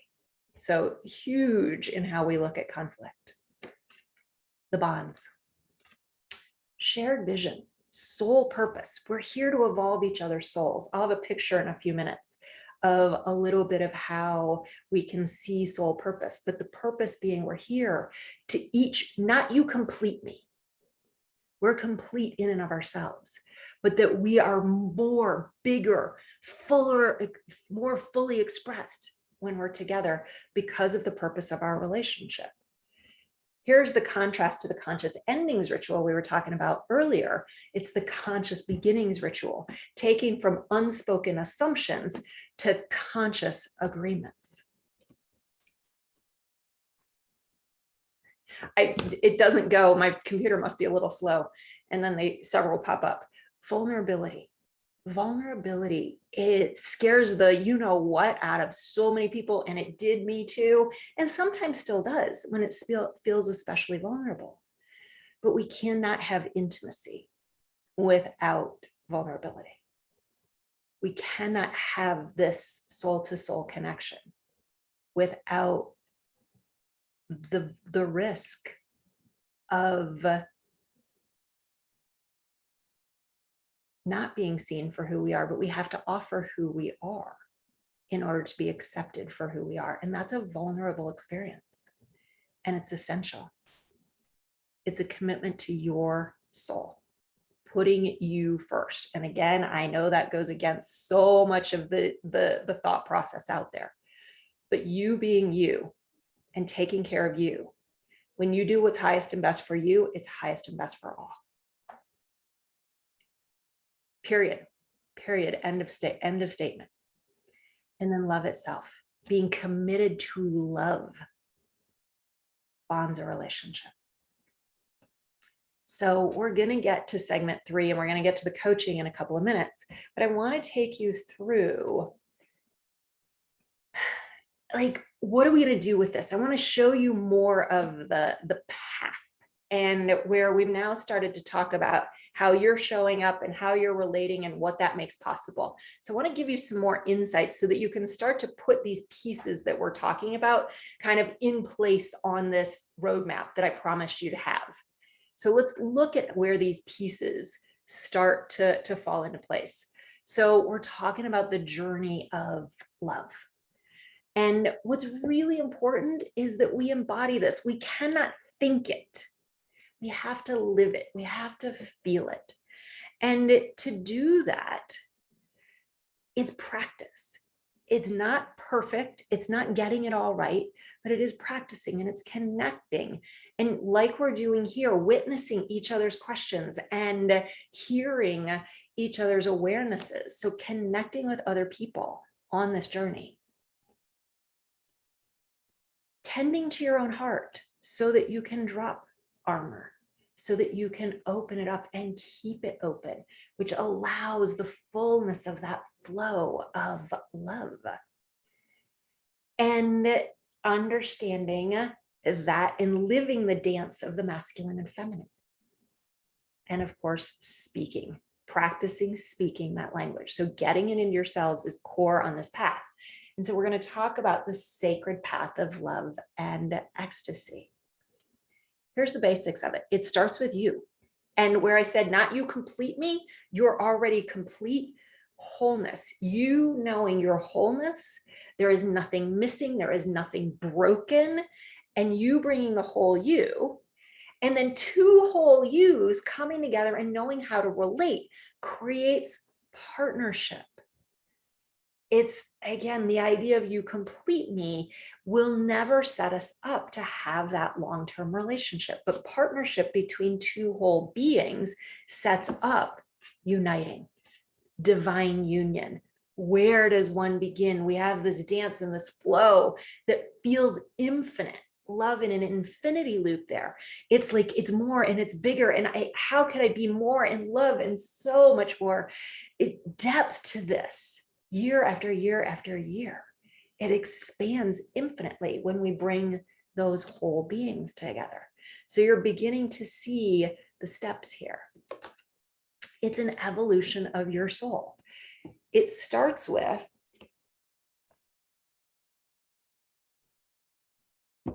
ecstatic authenticity.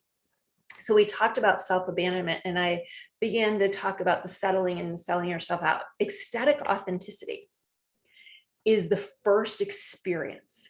And ecstatic authenticity is where you know your needs, your wants, your desires, your turn-ons, your turn-offs, and you're willing to express them. You are no longer willing to settle, sell yourself out, twist yourself into a pretzel for anybody or anything. And it doesn't mean that you have to reject them, but you can receive them because you honor you. And it feels so good to be you that you also let yourself be seen in the perfect and the not so perfect, the pretty and the not so pretty, the strong and the vulnerable.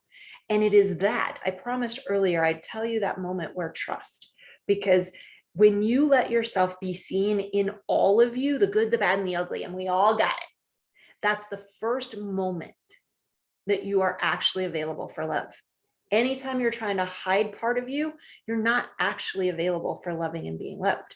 So that is the first moment that you are available, and hence it is also the first time that you can actually trust love. And that's going to be the transition point from what we're going to call stage 1 into stage 2. So ecstatic authenticity, when you're being that, when you're uniting with your own light and shadow, into me, I see, when I'm willing to look into me and know me and offer me, now you can trust love. Now you are available for loving. And that's where we create the ecstatic intimacy, the heart to heart, soul to soul, body to body connection, where conflict becomes communion. Now shifting our view of intimacy to into me, you see. So I'm going to open myself and let you see into me. You open yourself and let me see into all of you. And I hold me as sacred, and I hold you as sacred. You hold you as sacred, and you hold me as sacred. And that sets up the ecstatic ecstasy, the union of human and divine humanness. Into me you are. No separation. Sacred all. The union, the wordlessness, the breathlessness. I never knew it could be this way. And that's the ecstatic ecstasy. That's where we're headed. But we can't, so many people come to me and go, I want the ecstasy. Well, we've got to take these precursor steps. We've got to come into relationship with self, know how to relate to other, and then ecstasy is happening. So it's an unfolding of love. Here it's self-love. It's that willingness to be seen. Here it's the romantic love, and it's the being seen. Spiritual, where we might begin to bring in spiritual partnership. And then it's divine love. It's mutual seeing, and we're beginning to wake up to all of who we are. All of who we are. But here's the problem. Whoops. We've got these barriers internally. We've talked about some of them. Am I lovable? Am I deserving? Am I worthy? The self-judgments that we talked about, the doubt, the shame, the guilt, any of those pieces are going to keep us hidden behind that wall. We're not going to open up and be ecstatically authentic. So we have to shift this consciousness and come into that wholeness, knowing our lovability, our deservingness, and that there is no such thing. We're just lovable. And in our relating, we can go into blaming, and we can go into judging, and we can go in, I'm not enough, and we've got guilt, or we're pointing over them and it's their fault, the judgments, the expectations, the mistrust, all of those dynamics playing out in our relating. And then over here, when we're going into the fullness of ecstasy, like, how good can my life be? Like, some of us have pleasure boundaries. And I'm not even going to say some of us, we all have an upper limit on our pleasure. And what we're inviting to do here is to expand your capacity for goodness, expand your capacity for love, expand your capacity for pleasure, expand your capacity for orgasm. It's all of it. And it's the letting go into the magic and the mystery and the amazingness if we're not trying to control everything. And then, wow, what can happen? So that's part of the journey. And here's where the soul, I missed one. So this is where I was talking about soul purpose of relationship. If we take one of these circles being one person and the other circle being the other person, we may not be exactly the same place on this journey, but we've got an overlap. And by being together, we're seeing the places, we're seeing the barriers. And when we see them, we can look at them, go back to that early statement, what we look at disappears. So we can clear these out. And it is the allowing of each to be self in its perfect and imperfect that is the beauty of soulmate relationship, the purpose, the extraordinariness. And so this full expression of love, the self-acceptance, the self-respect, the worthiness, the lovability, we're respecting, honoring, cherishing, embracing, admiring each other. And when we get to the third phase, it's the reverence, it's the devotion, it's the treasuring, the sacredness. Now, some of these words might take on a religious connotation. They're not religious. When I'm talking about divine here, it is the energy that connects us all. It is the essence of love. And imagine holding yourself as a treasure. Imagine being held as a treasure by your partner. Imagine that your love is priceless and that you treat each other and yourselves as priceless. How would that change your relationship? And so this is a journey. It is ever expanding. It is ever deepening. Whoops. I keep missing slides. It deepens. It's like if we were to just take this, and it's like I could spiral wider and wider and wider.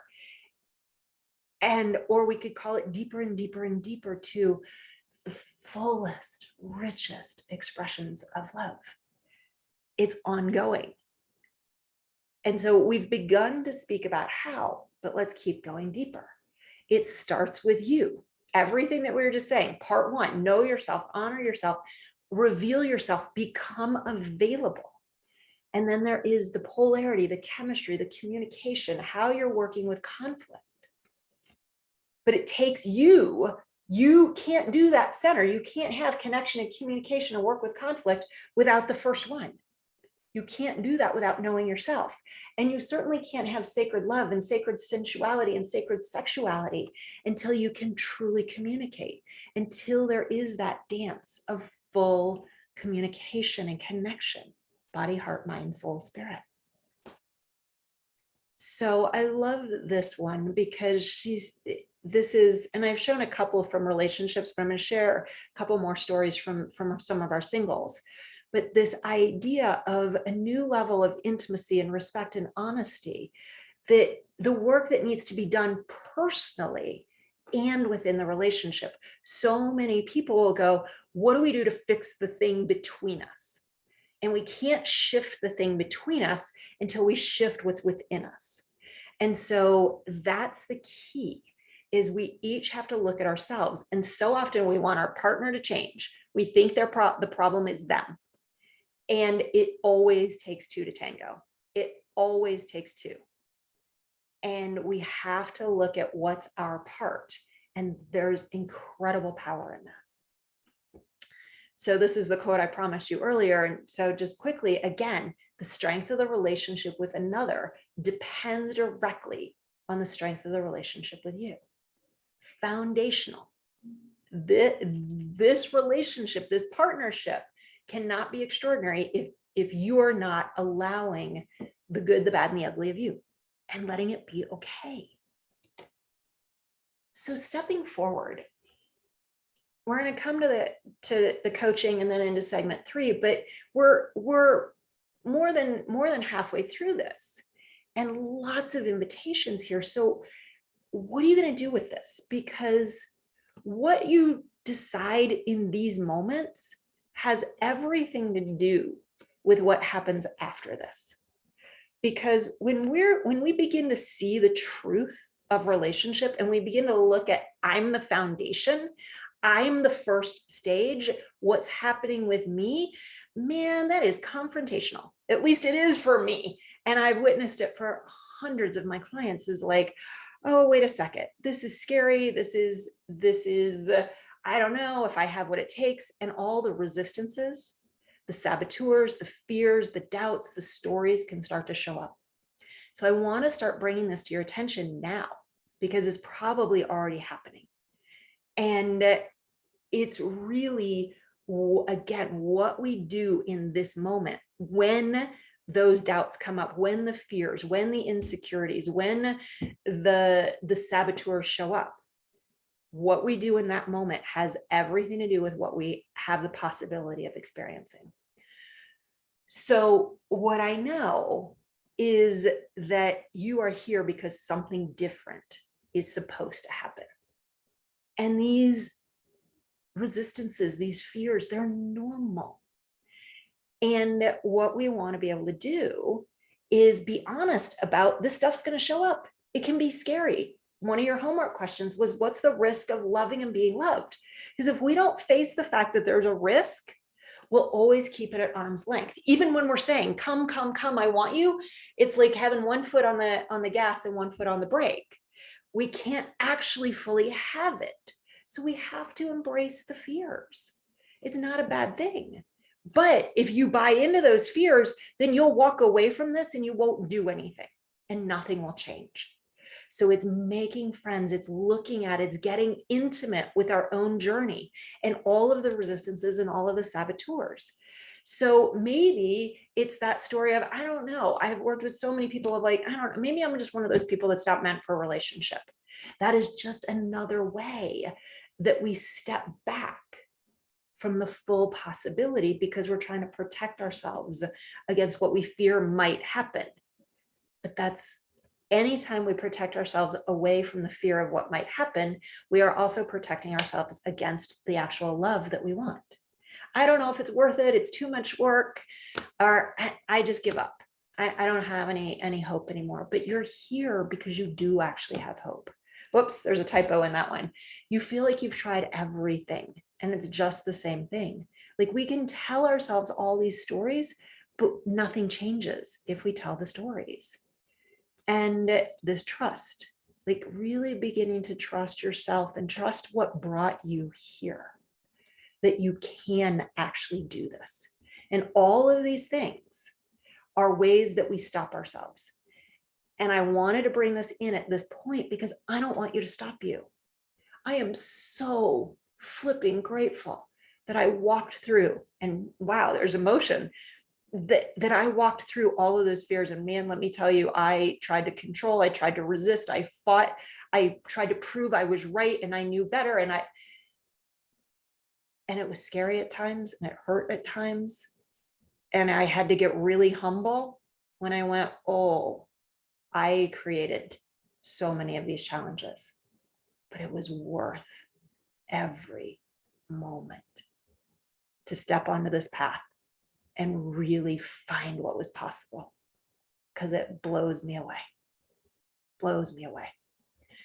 So it's hard to see this stuff.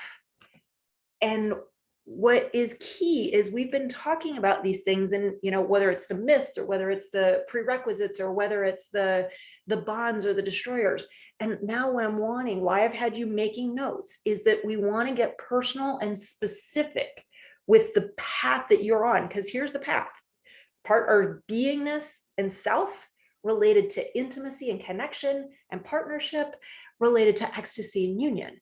But the exact way that you walk between those stages is unique for you based on your experience, your conditioning, your dreams. And so how does it get specific? And that's how you're going to make the next step. And one of the things that I do for people is help them see their blind spots.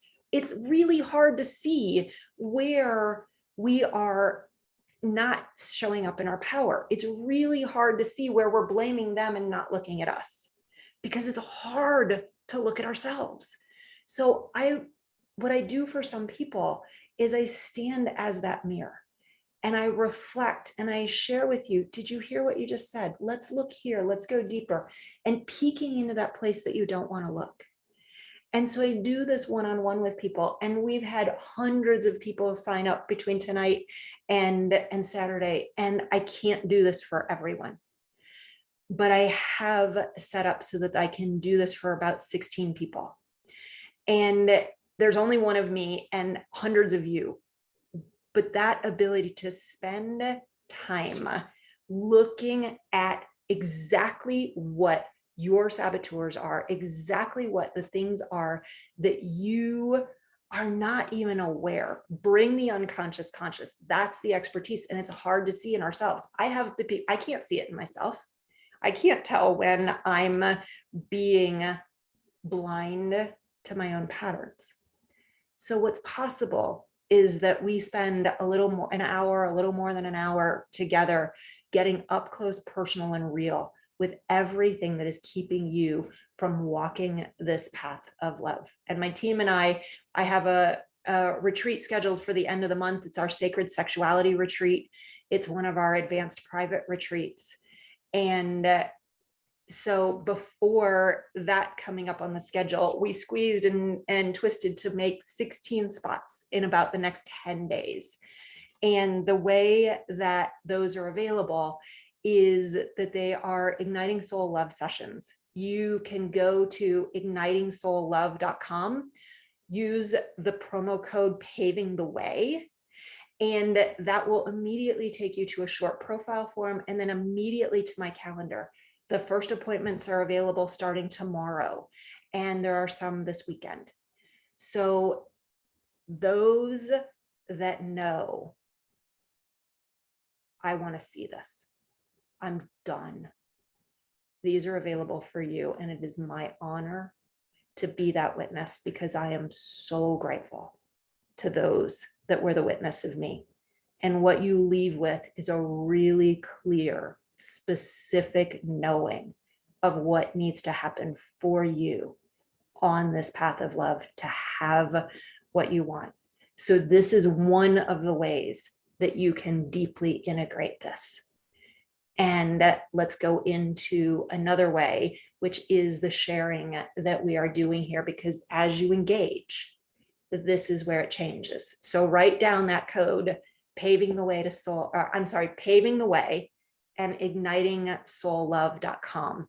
And that's where you get that session with me, if that speaks to your heart. And again, there are 16 spots in the next 10 days. So let's get back to this coaching and sharing and all of the myriad wonderful questions that are there. And we're going to go, as soon as we do some more coaching and sharing, we're going to go into the masculine, feminine, conscious chemistry piece. So let's go back to questions. And I promised that, let's see, there was someone that had their hand raised. Was it Samantha? Is that still up?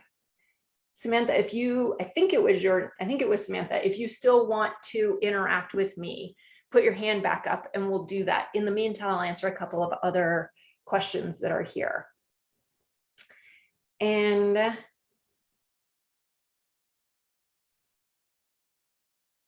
let's see. What do I do when I don't stuff it and speak what I feel and my partner stuffs it and shuts down? I don't want my partner to shut down, but at the cost of shutting myself down. Yeah, and there was, I think I saw when I was giving you guys a chance to write, there's another similar question of where there hasn't been intimacy. And so so let me just read this one. My spouse and I have been sexless for 2 years. He cannot talk about feelings. It's foreign to him. And I stuff my reactions to his emotionless. How can I get him to get in touch with his feelings? So this is actually, so both of these questions similar of what do we do when our partner is in a different space than where we want to be? So this is one of those places where we think that it's about them. And the truth is, we think, and I hear this all the time with people that are in relationships, my partner won't participate. Here's the cool part. When you change, your relationship changes. So the first thing is stop trying to get them to change. I'll say it again, stop trying to get them to do what you want them to do. And you start showing up, be the change that you want to see. And for whatever reason, I tend to work with a lot of people where their partners are not engaged in the work. And what then becomes possible by them changing, by them being more of who they are and understanding the ways to communicate, then the partner begins to shift. The relationship evolves because you evolve. So in both of these cases, I would say, don't try to get him to feel his feelings. You begin to be you. You can't stuff yours and expect him to feel his. And we won't get into this so much in the masculine feminine in the next space, but there is an aspect of when the feminine shows up, it allows the masculine heart to begin accessing parts that have been covered away and stuffed, covered up and stuffed away. So both evolve when one evolves. And I feel like there was one other thing I wanted to say about that one. Yeah, so look at you first. And I think that's good for those two questions. And similarly, how does one tell between when it's you and when it's them? And again, very similar to what I was just speaking, is begin looking at the very first thing in conflict is what's my part. And maybe it's not conflict, but we're not talking, so it doesn't feel like conflict. But what do I do differently? And that gives you your power back. Anytime we think it's all about them, we're powerless, and that is a horrible place to be. And it's not actually ever the truth. It is the place that we begin to change. You being here, you have all the power to change. How important is it to have personal attraction? At 76, I believe there is no perfect relationship. We all change in looks. Absolutely. Oops. And when the questions come in, then they pop down when I'm reading. Let's see. My ex is not the handsome guy I married at 22. I was so attracted to him. The new guy's looks are completely different. So the personal attraction, that's where I was talking about the chemistry piece, is there has to be sexual attraction. We have to want to be physical. And when we really learn to bring, I like to say, where heart and sex unite and spirit leads. When we bring heart and sex together, the love expands the sexuality and the sexuality expands the love. And we could go into, in our soulful passion retreat, we go into huge depth around how those interplay and how they're different between masculine beings and feminine beings, how they're different between male beings and female beings. But all of us, heart, sex, and spirit, all play together. And it is all of that that creates attraction. So we want to become conscious of heart space, sexual space, spiritual space within us and within our partners. And that's actually what's critical in the attractive piece. And it's there's an aspect of it, and for some of us, it more so than others. So there is an aspect that's physical, but it's way more about the whole of the being. Can you expand on having partner soulmate that you can resolve conflict with without the intense emotions versus pushing each other's buttons? Oh, to think that we're going to push each other's buttons without having strong emotions. Not really possible. Now, when we talk about strong emotions, it's again, not being unconscious with our emotions, not projecting all our emotions over on them, not blaming, not making it their fault. We can hold emotion in our space. And when we really start to break this down, and this is where we go deeper on all of these pieces that we were talking about on the path, is that we begin to see that the stories and the beliefs and the baggage, to go all the way back to the beginning, is intensifying and amplifying the emotion. So the reactivity is much greater. So if we do the self part, the relating part becomes easier because we won't be so reactive. We won't be so quickly hurt or to blame. I can remember the moment that I was standing and arguing with were we arguing? I don't know, but I had definitely raised my voice to my partner and looking at him across the kitchen. And I went, oh my gosh, I see my partner as a threat right now. All this reactivity because I was seeing him as a threat to what I wanted. I had some desire. I don't even remember what was up, but I had some desire and I was making me not getting my desire his fault. That is never the case. So we turn our partners into our enemies until we can open up and bring and see what's happening here and allow what's happening there. And that will allow things to happen in a more gracious way. But to say that between us looking at ourselves or being with each other, that there won't be strong emotion at times, there will be. But we can learn to work with that in a way that I've had men, once they've come to really embrace emotions, and emotions actually come from more of the yin, but once they've come to really embrace it, to say, oh my gosh, like you're so attractive right now. Like your emotion is so powerful. And it wasn't when it was all lovey-dovey. So we can really begin to expand our relationship with emotion, which expands our intimacy, which expands our connection and our unity. Great question. Would like more examples of conflict being essential for ecstasy and not too much chemistry. Is your body speaking? So like all of these conflict, it's any kind of an upset. It's any kind of, if we think that they should always meet our needs, if they think that if we have an expectation, if we have a judgment, like it can be subtle. We want them to get what we're seeing. We want them to appreciate what we're appreciating. We want them to do what we want to do, whether it's go shopping or go to the auto show or go to the mountains or go to the ocean or go to the mountains. Like it doesn't matter where. We have these differences, and how do we embrace those without giving up ourselves? When we really look at this, compromise means somebody loses. I'm going to give up something so that we're okay. What we're talking about here is where both people feel like they won. And that kind of willingness to stay in the challenges and the conflicts so that we both feel like this is amazing. And that's how we lead to the ecstasy. And there was another part of that, maybe I'll pull it back down. And too much chemistry. So when chemistry is really, really high, we're chasing chemistry. And anytime we're chasing something, we can't be present in the moment to what the truth is.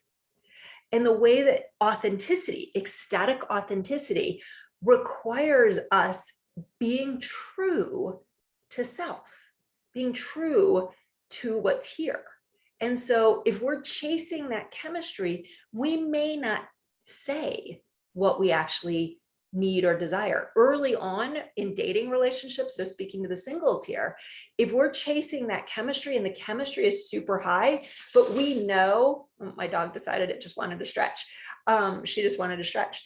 But if we're chasing that chemistry, but we realize that we have different long-term visions, maybe we have differences in what we want in terms of children, maybe we have some of the differences that came up earlier, and we look over those so that we can chase the chemistry. But if we're looking for, that can be hot in the moment. And if that's what's there, great. But if we're looking for long-term soulmate relationship, if we overlook and ignore those places where we're different, or we're chasing that chemistry and they're not really treating us the way that we want to be treated, but man, that's hot, eventually that's going to hurt. And it's not going to take all that long before we're actually resentful. So it's super important that we can be ourselves fully. And that's where we can have divine union. Let's see. And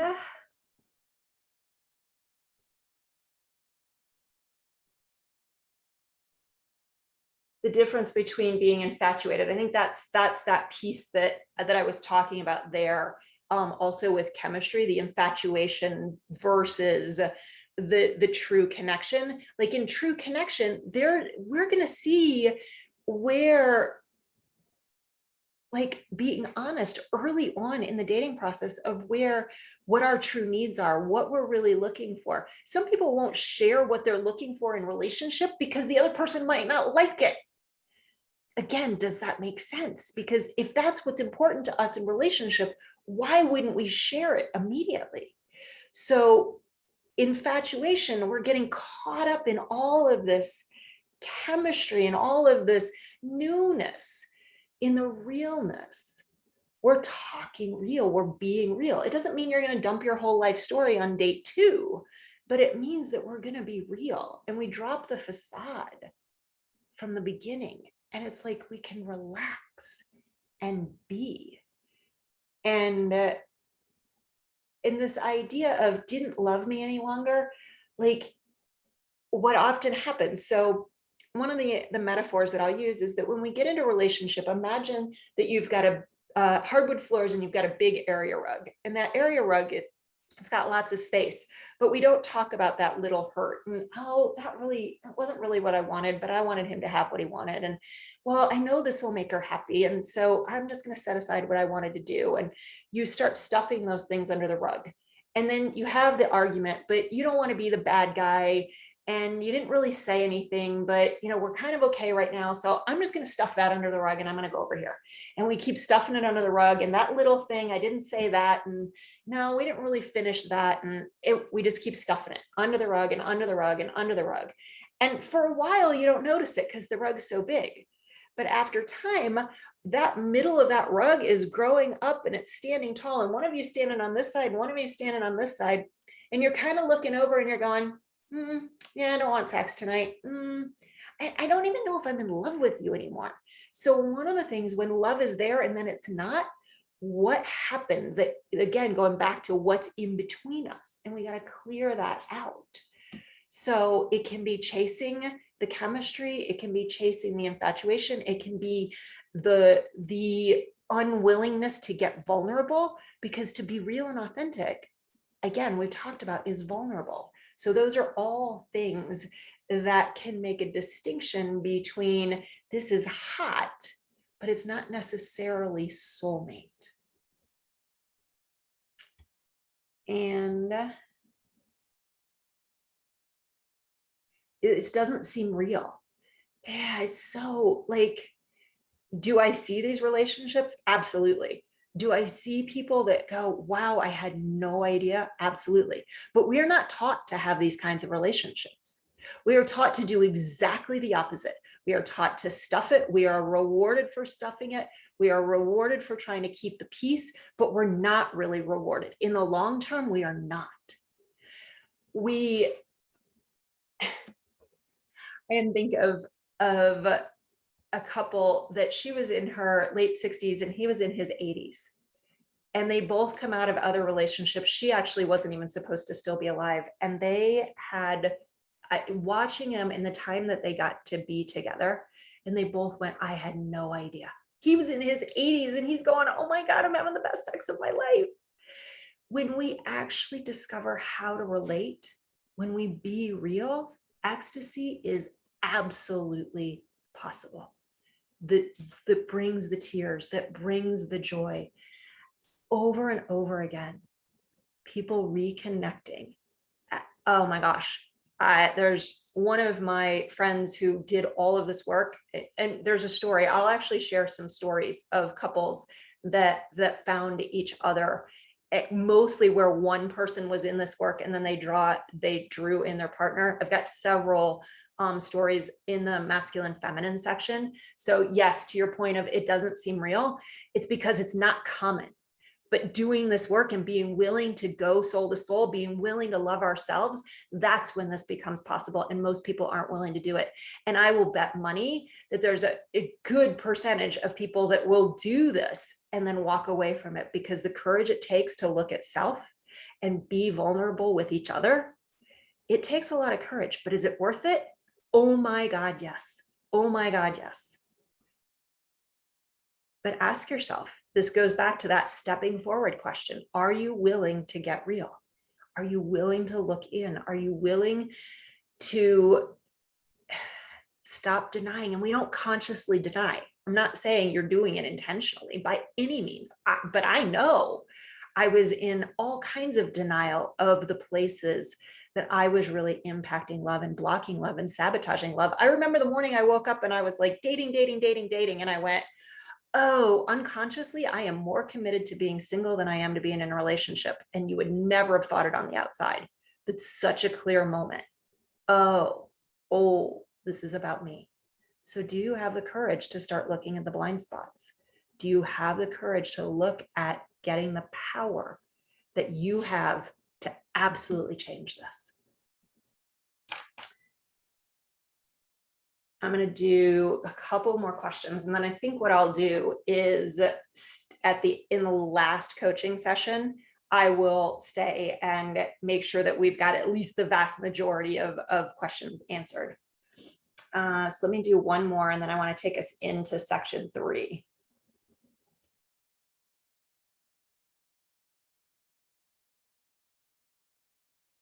We're working on repairing our 28-year marriage where I have discovered a long-term affair. I'm afraid of returning to the intimate aspects of our marriage. Help. I just want to take a moment, because I can't solve that for you in this moment, but I want to acknowledge with my heart and my being the preciousness of that space. And it is a gentle step by step process. Do not push yourself. And if it is your truth, then I would love to speak with you. But that space of what does it take to rebuild trust? What do you need? And couples don't always see eye to eye. And it doesn't even have to be infidelity. Like, it just can be any significant hurt that happens, and then rebuilding that. And we don't, especially in male-female relationships, we don't always see resolution of conflict the same. So you being able to understand what you need, and then being able to communicate that and work to resolving it, is really tender and powerful, and it's a gentle process. So I can't give you the whole thing in this moment, but to know, no pushing and real listening and understanding the differences and understanding what rebuilds that trust. And it's, again, I'll go back to what I said in the first sentence. That's a super precious space to be rebuilding and to take the time and have all the steps that are needed so that you can bond and rebond that relationship on all its expressions. Thank you for that question. Thank you for all of your questions, all of your questions. And where are we? Yeah, I'm going to step into our next segment, and then I'll come back and answer some more questions. I want to bring the masculine and feminine dynamic into this. And let's see. Okay, let's click. Another reminder. If you do what you've always done, you will get what you've always gotten. You have to do things differently. And this is the self-awareness in this. I don't care if you're in relationship or not. You being willing to look at you is where everything's going to change. Yeah, I just wanted to remind you that it really does take doing something differently. Einstein said, I'm not going to get it quite right, but we can't get to the new experience with the same consciousness that got us to this experience. We have to shift it. We have to let go. We have to clear out, and then we can have something new. So let's talk about where heart and sex unite and passion lives and thrives. Talking for 3 hours. My voice is like, all right, need water. Okay, let's go. Click. All right, so here's what we're up to. Why relationships don't have spark. The evolution of relationship and why it is neutralizing our sexual chemistry. Why equal marriages aren't typically the best relationships. This idea of equality. Equality so often has meant sameness. And our sameness, being the same, is incredibly neutralizing. Why masculine and feminine energy must play together, regardless of our orientation, regardless of who we're attracted to, regardless of our gender. These energies are always playing out in our heart space, in our attraction space, in our sexual space. And then we're going to talk about the truth of soul sex and soul passion. So the evolution of relationships, silly little image there, but it goes back to early on, like our bodies are part of this dynamic. And there was a physical dependence. If we go back to early days, we were physically dependent on each other. It was survival.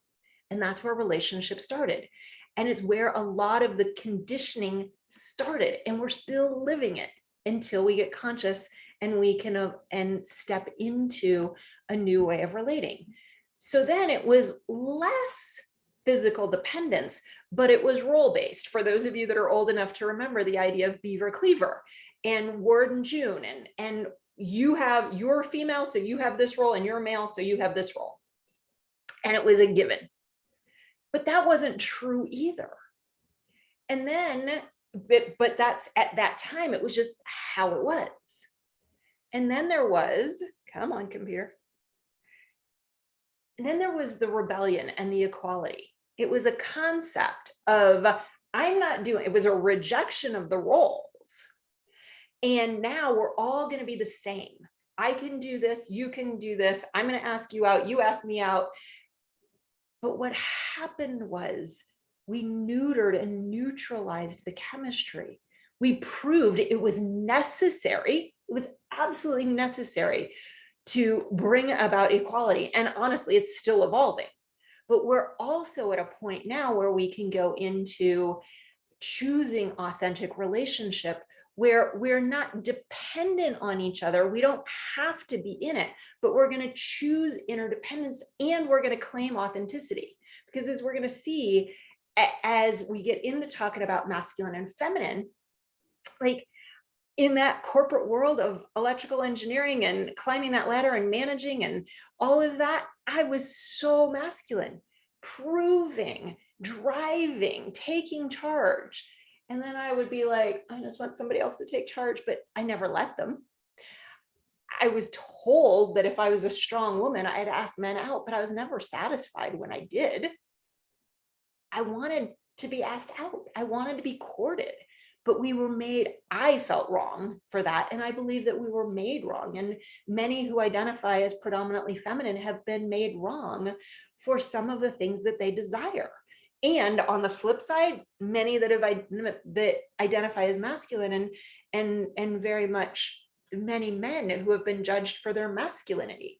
And so we've abandoned our authentic self. And what we want to do is heal that divide within ourselves and with each other so that we can come into healthy, conscious, mature masculine and feminine relating. So we're going to talk about the energies, and it's energy. It is energy, not gender. We all have masculine and feminine energy within us. Doesn't matter if we're in a male body, a female body, or anywhere on the gender spectrum. We all have masculine and feminine. For most of us, one is predominant and the other one is secondary.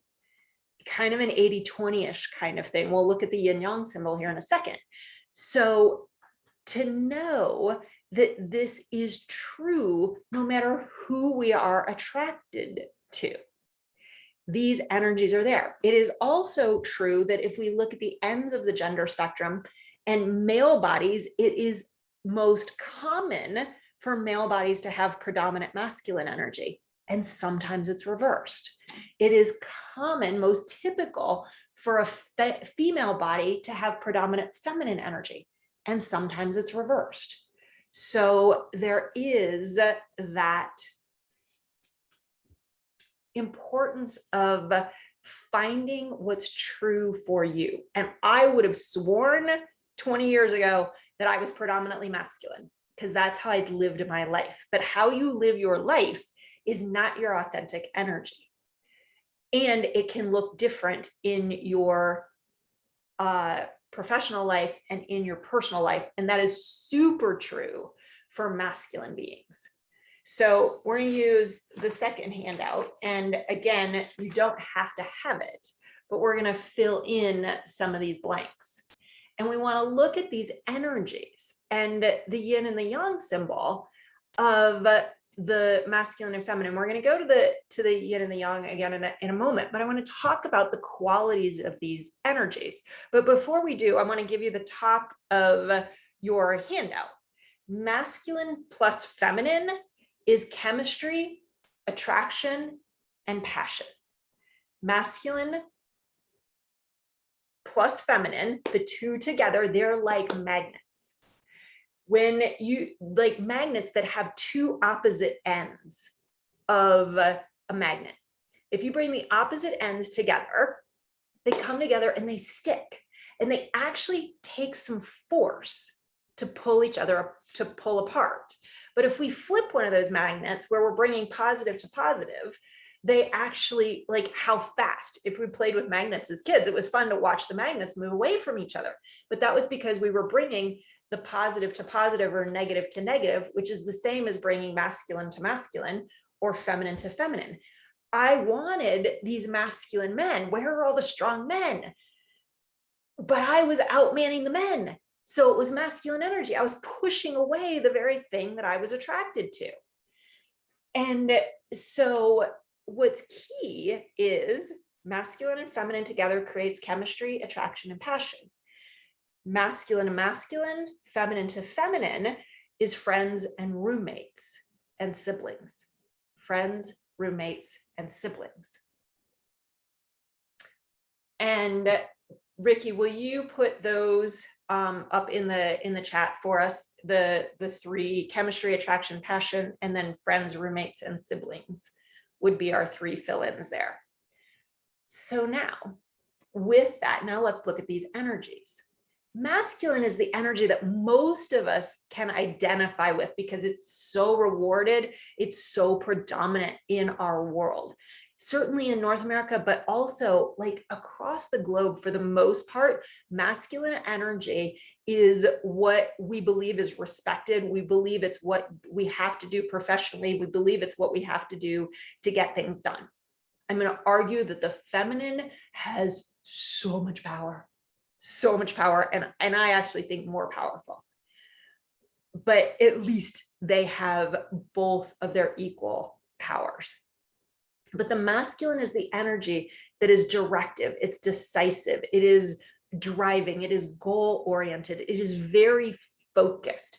It comes off the body. It penetrates. Feminine energy is the creative, it's the receptive energy.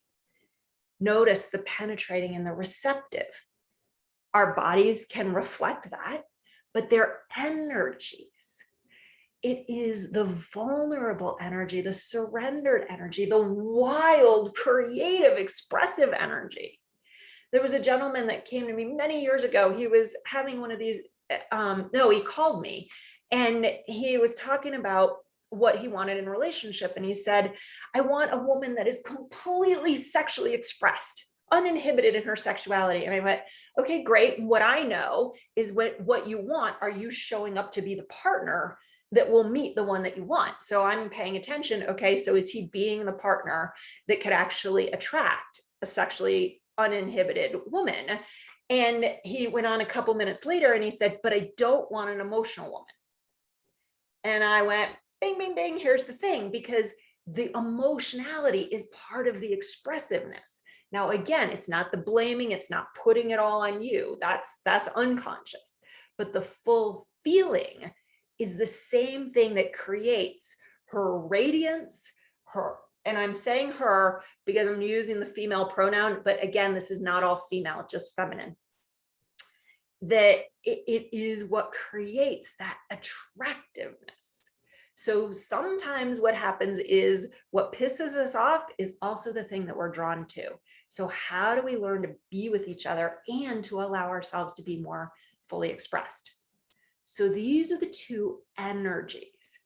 And it's the yin and the yang. And if you look at, I realize I have, so the centers of these should actually be the reverse colors. I have the wrong picture here, but in the heart of the yang is a fully enclosed circle of yin, yang being the masculine, yin being the feminine. In the heart of the yang is a fully enclosed circle of yin. In the heart of the yin is a fully enclosed circle of yang. They must exist together, but notice the percentage of space that the yang is taking up within the yin, or the yin is taking up within the yang. It's a much smaller percentage. So here's how we look at it. What I will often say when I've got, our big live group of people in a room, so I'll say, okay, so to the feminine beings, if you're attracted to a masculine being, when that masculine being, and I'm going to use the male pronoun right now, when he stands up tall, he knows who he is, he knows where he's going, he knows what he's committed to, and he stands, present and erect and tall in that. Is that attractive? And all the feminine beings go, yes, yes, yes, totally. I'm like, okay, now that same being stands tall, knows who he is, where he's going, and he opens his heart. Oh, that makes the feminine melt. So it's the heart within that presence, but we can't obscure it. That's where we're going to go on the next slide, is that if we over or underuse these, then it gets really messy. And the yin, the strength, is the yang within in the center, but she can be soft and flowing and creative and expressive and radiant and vulnerable. But that core strength makes it possible. But we get these out of alignment. What's happened in our society is where I was, is that yang was so wide open, like the image on the right. It was, my yang was completely obscuring the yin. It couldn't be experienced, and I couldn't attract a yang man because I had so much yang energy. And again, we're in this idea of we don't want toxic masculine. So men will go, well, I'm just going to soften. I'm whatever she wants. I want to make sure I'm going to let her ask me out. I'm not going to ask for her phone number. I'm going to be the nice guy. I'm going to be the good guy. And then the feminine are like, where are all the strong men? And so it's coming into authentic alignment. Now, what's really interesting is that overamped and underamped tend to show up. And again, this is a whole workshop in and of itself, probably a week-long workshop. But at the same time, those that are, for me, I was like, so do it all. I can handle it. Never say no. I got it. I can handle it. I like to say the mantra of the modern day woman is no, I got it. While the mantra of the happy woman is thank you while she receives. And that feminine being that can receive, the masculine wants to contribute. The masculine wants to make a difference. And if the masculine can't make a difference in the feminine's life, he's not interested. So these play together. But what's also really common is that we underuse.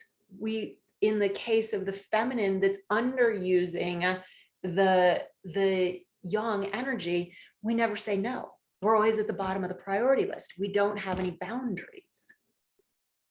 And when the yin is underamped, it becomes that bully, that overly aggressive. That is where the toxic, if we were to use, I'm not a fan of that word because it's got so much judgment in it, but to come into healthy and conscious expression. So with that yin closed off in the center, then it is going to move in that direction of toxic. That's where that word would truly exist. And that's not most men. It's not most people, whatever gender expression masculinity shows up in. So it's really important to understand how you're overusing and underusing each of these energies. So these set the stage for chemistry, attraction, and passion. They're critical from, I don't care if we're on online dating and looking at profiles, this energy is playing out. The glance across the room, whether we want to make love, what's happening in the kitchen, how we pay the bills, who pays for dinner? Who pays for dinner? I will tell you, even in married relationships, that makes a difference. These energies, communication, sexuality, our needs, our wants, our turn-ons, our turn-offs, they're so different, hundreds and hundreds of differences that when we dive in and really start to look at the differences between masculine and feminine, it's like, wow, that explains so much. Oh, that is how they talk, and I didn't realize it. So the key is to understand you and then understand them so that what is frustrating turns into a blessing.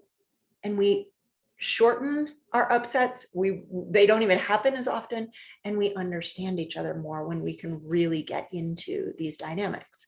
So what's key here is to understand your essence. I told you that back in the day, I would have sworn I was predominantly masculine.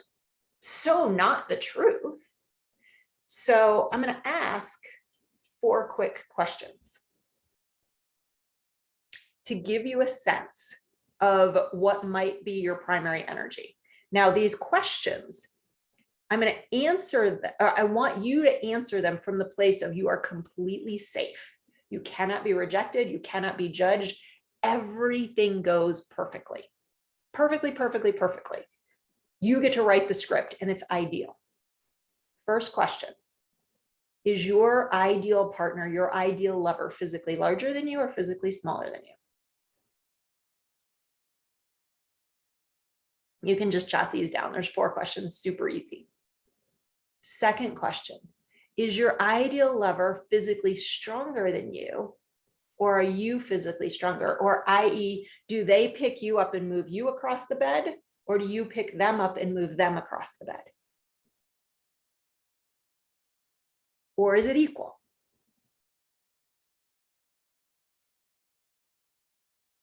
Third question, in a courting situation, would you prefer to ask out pick up and take to dinner? Or would you prefer to be asked out, picked up, and taken to dinner? Knowing it's always fun to switch it up, but most of the time, do you want to be asked out, picked up, and taken to dinner? Or would you prefer to ask out, pick up, and take to dinner, remembering that it's going to be the ideal date?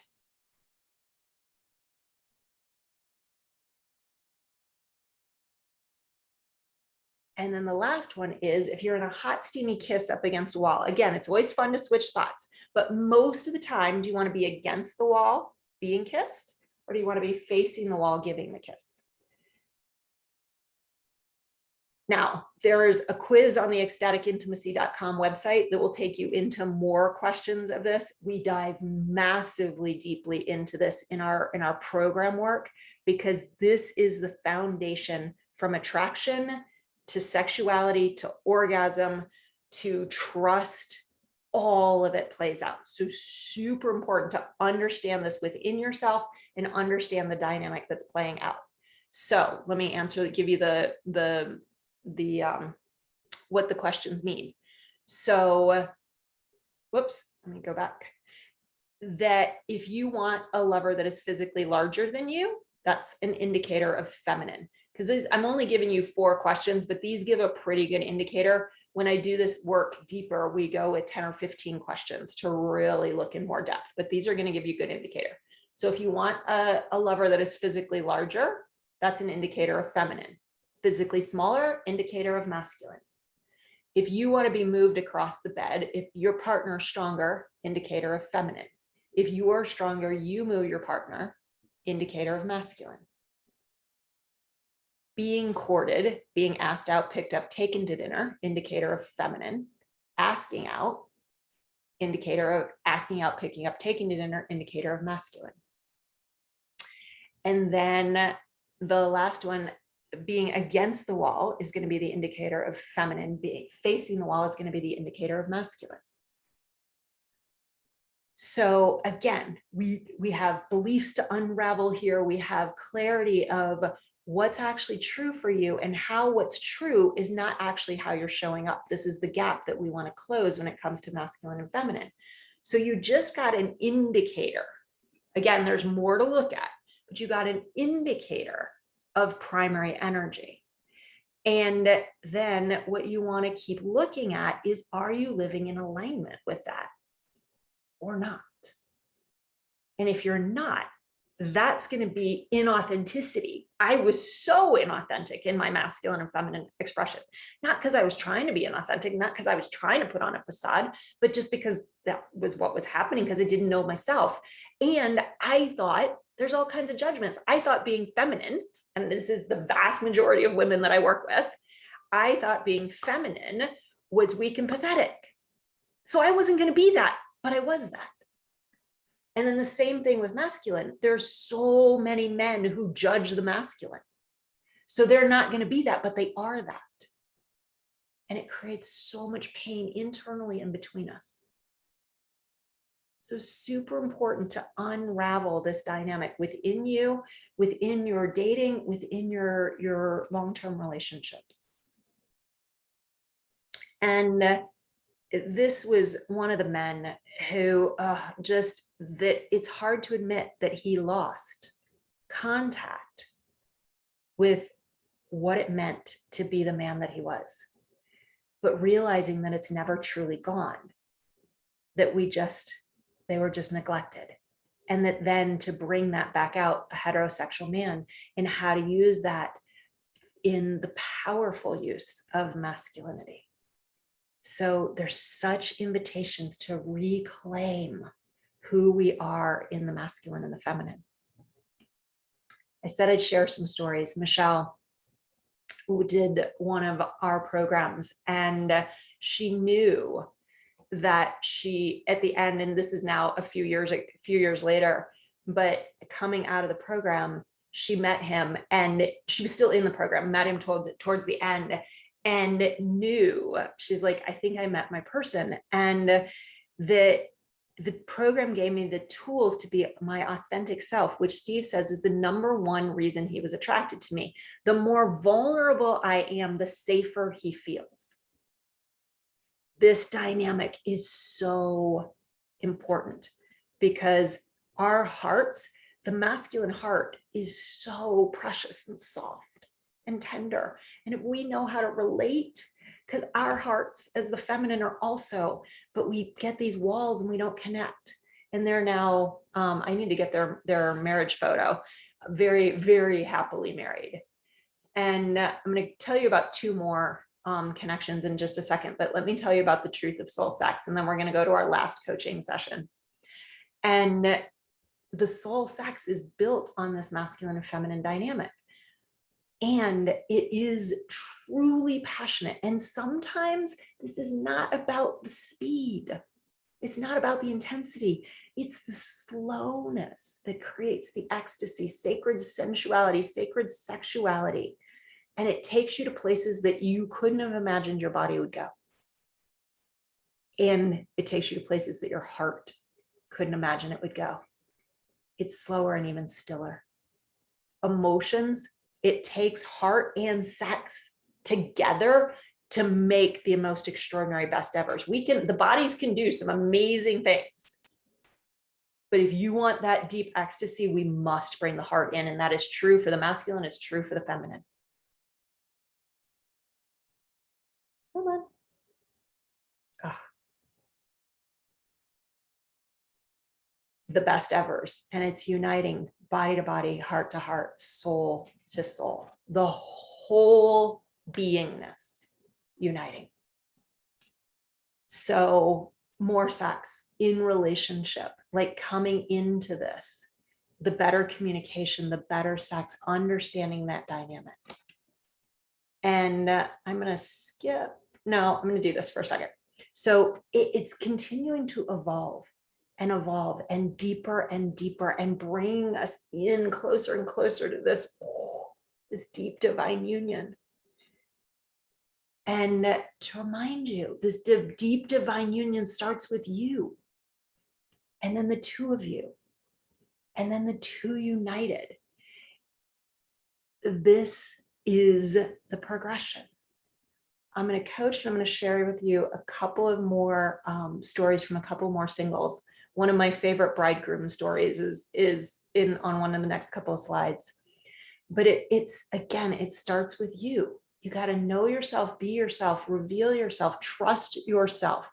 Then in your good, your bad, and the ugly, all being available, then you can have intimacy.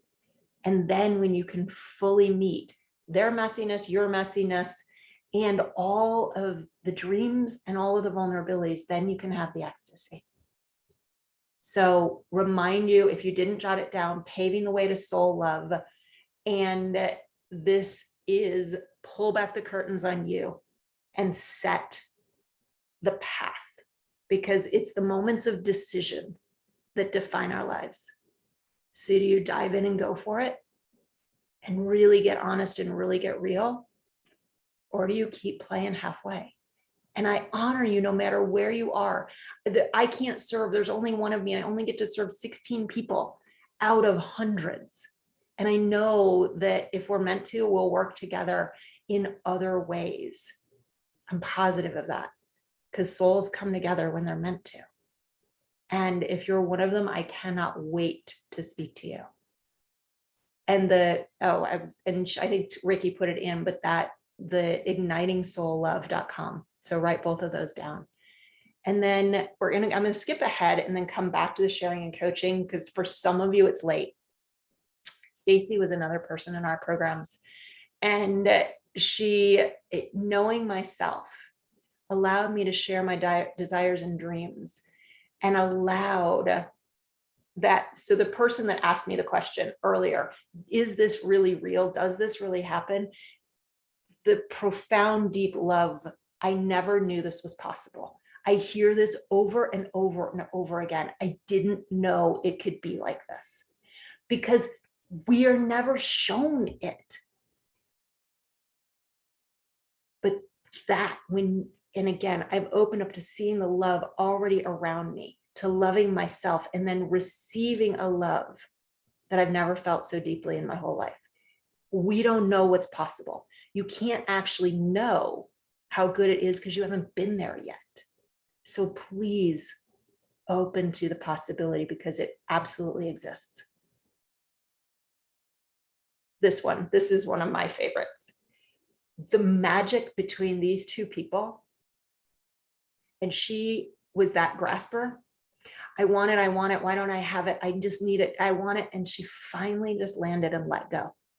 She finally started trusting. And then the most magical man, and I have the privilege of knowing both of these two very well.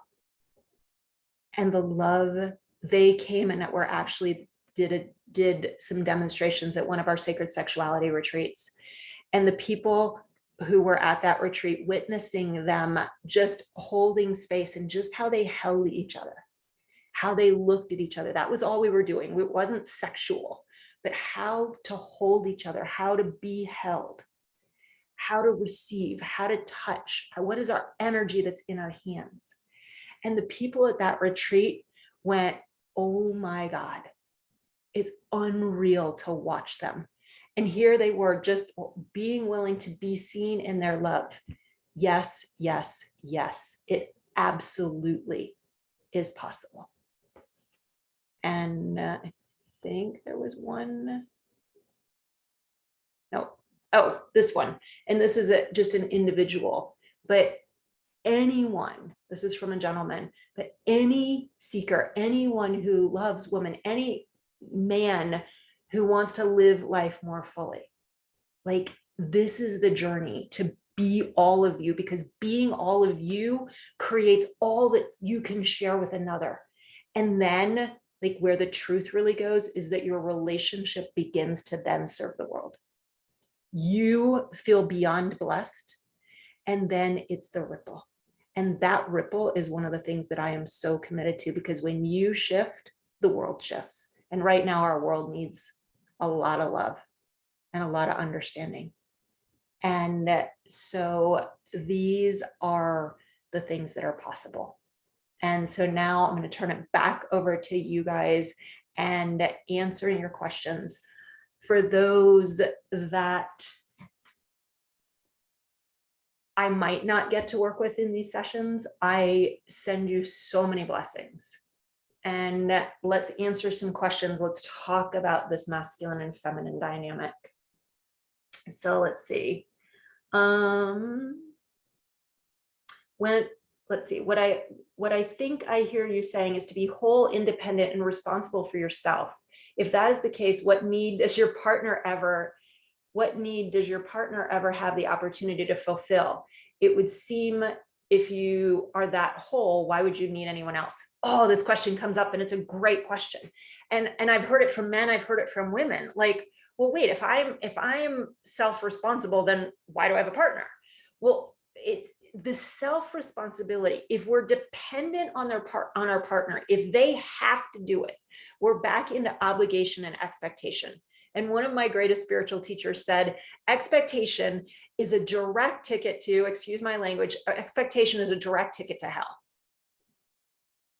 It is so painful. So when we start to put the demand out there that they have to meet our need, then they have obligation and there's no generosity that is available.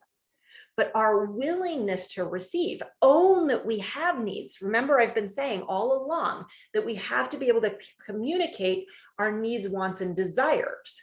So in communicating our needs, wants, and desires, it is possible that they can contribute to us. And in a relationship, certainly our partner is going to contribute to us, and we allow them to contribute to us.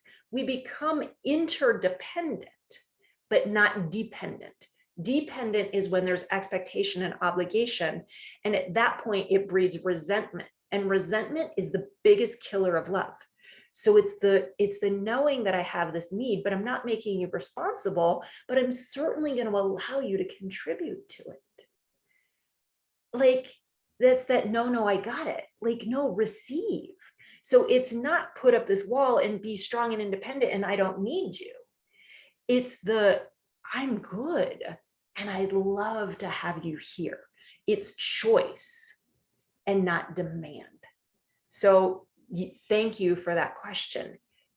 And then we get to expand unity through the partnership. So we are bringing the whole and discovering what's possible, and we're becoming more whole, not because they complete us, but because they're removing everything. They're helping us remove everything that is not truly who we are. And then we're more whole. And then we get into that, where does one begin and the other end? So thank you. It was a great question. The wholeness allows the union. Sovereignty, another way to say that, sovereignty becomes unity. And unity breeds sovereignty. And so this is one of our more advanced concepts, but it popped in, so I just thought I'd say it. And we're looking at this relationship between sovereignty and unity that's always a dance. Thank you for that one. How do I feel my feelings after years of ignoring them? Oh, beautiful question. And it's a step-by-step slow process. And like so many of the things that we've talked about tonight, we have to clear out the beliefs. We have to clear out the things that say it's not okay, it's not safe, it's too soft, it's too vulnerable, I'll never stop. Like, we got to build a relationship with our emotions and our emotional capacity. And so we're not going to go from I'm not feeling, and for me it was numb, shut down, and like it was, well, one of the questions that made a difference to me was, how does it feel not to feel? And that actually got me to feel.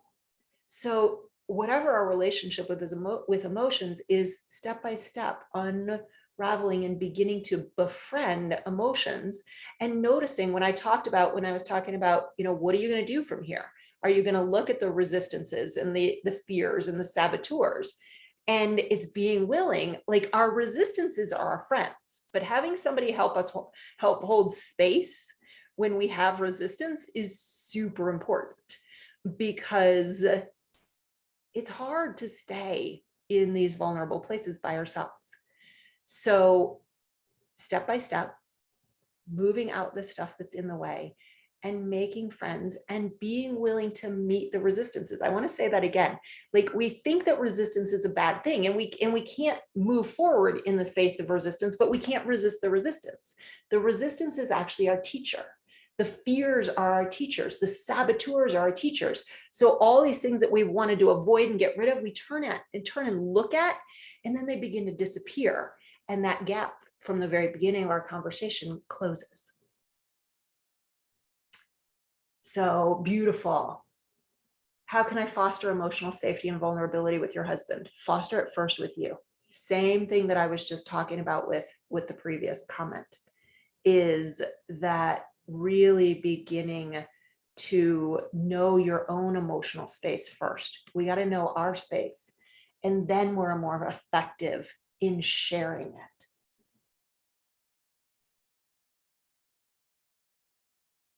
Let's see. If I have primarily feminine energy, but am manifesting too much masculine energy in my actions, how can I shift to being more authentic? So yeah, great question. And this could be true. Like, what I see so commonly in the men that I work with is that they recognize that they're corely masculine, but they haven't been showing up that way. Women conditioned to be more masculine. So first, again, same answer that I just used with the beliefs, just different, or I'm sorry, with the emotions, different context, is we have to move out all the beliefs. And one of the biggest mistakes that I made in the beginning was going and doing work that was learning how to be feminine, but feminine became another facade. So I had this masculine, I was feminine being back here, but I had this masculine mask on. And then I was like, oh, how do I do feminine? And so feminine became another mask of, here's how I behave feminine. But behaving feminine and being feminine are two completely different things with two completely different results. So the femininity is in you. We have to remove and part the ways, if you will. I'm going to bring this up. I use this in my programs, but we are all this brilliant. This is a little acrylic diamond, but we're all this brilliant diamond. But all this muck gets on top of us, all the reasons that we thought we shouldn't be who we are. So our job is to remove all of this and reveal the conscious, beautiful, radiant feminine, reveal the powerful, present, extraordinary masculine by first looking at all the reasons that we don't feel like we can be. And a lot of times that looks like what's okay, what's safe, what's attractive. So we've got to look at our mindset. And then we begin to practice it, and we stretch the comfort zones and discover what it looks like. And where I said there's hundreds and hundreds of differences that we look at when we really dive into this, we get up close and personal with it. So that's the key, is to begin the process of unraveling so that your authentic, in this case, feminine self, can shine and enjoy all of the pleasures of being feminine, and in relationship and in life. Thank you. You have touched me in so many ways, and I know this is my path now. I hope my husband will come along. My question, do I start the journey alone, or do I tell him with all the words that is bubbling inside me now? Tell him, of course, and what I will work with or not. That's another really powerful question. And we can't ever push a partner. If we push a partner, they'll go into resistance, and that will tend to push them further away. And it's also so very much like knowing that it starts with you, which you began to write in your question. So it's super important to look at your side. And especially coming off of something like this and being super excited, they can feel blown away. So we want to open gently with them and share without pushing. And if you know this is aligned for you, then by all means, you do it first. And what I see commonly happen is that the partner will eventually follow. Either the dynamic shifts and the relationship just unfolds, or what will often happen, and I set this up whenever someone's working with me and they step in and their partner isn't stepping in, there are all kinds of ways that we pre-set up to make it easy and even savings for a partner to step in later. So I'm thinking of one particular couple that he stepped into the work and went all the way through, looked at all of the authenticity and the intimacy and the conflict and all of these dynamics, and he brought them back, and she was completely not interested, but he started using everything he learned, and their relationship shifted. And they then 2-3 years later, I can't remember if it was 2 or 3, but it was at least 2, if not 3. No, it was 3 years later that she went, okay, it's my turn. And now they're doing it, or then they stepped into doing it together, and will say that his work is why they're still together.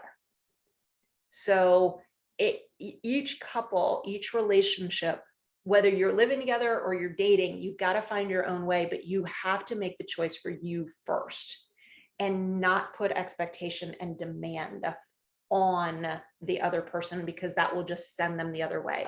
If you be, they will much more likely step in. And it depends on where you are, different levels of conversation, depending on the connection or distance that's in your relationship. So I'm super, super excited that you are knowing, and now you just keep honoring you, and the relationship will continue to unfold. Love that question. Let's see.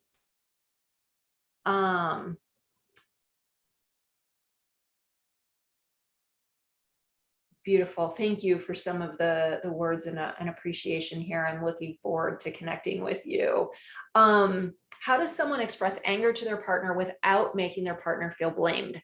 So bigger context, like there's the self-work and then there's all the related work. And with that being said, one of the context is we have to own our emotions. If we put our emotions out there, then they're gonna feel blamed. But if we own them, this is how I feel.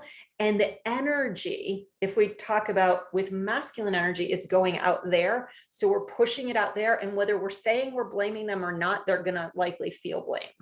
But if we hold it over here as our experience, quite often they can be witness to it and actually hear us in a way that they can respond to and step in rather than stepping away.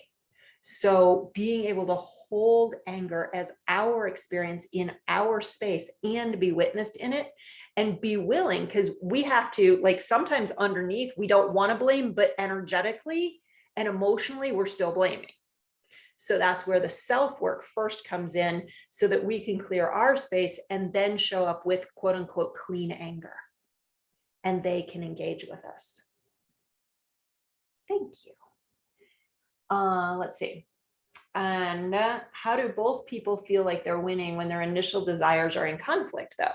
Well, they won't. In the beginning, if their initial desires are in conflict, it won't feel win-win.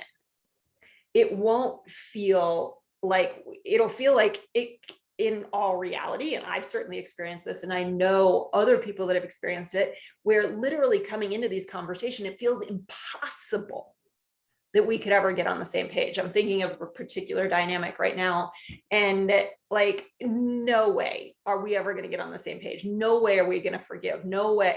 And by walking through the steps, we can absolutely find that way, but it has to be a combination of willingness to be fully authentic, willingness to be in the unknown, and willingness to fully receive them.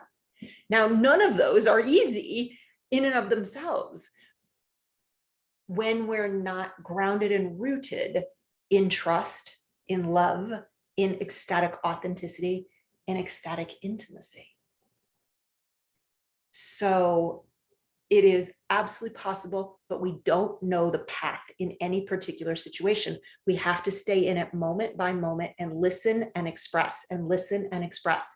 And it will find its way, because that is the way of love. Another great question. Let's see, what else do we have here?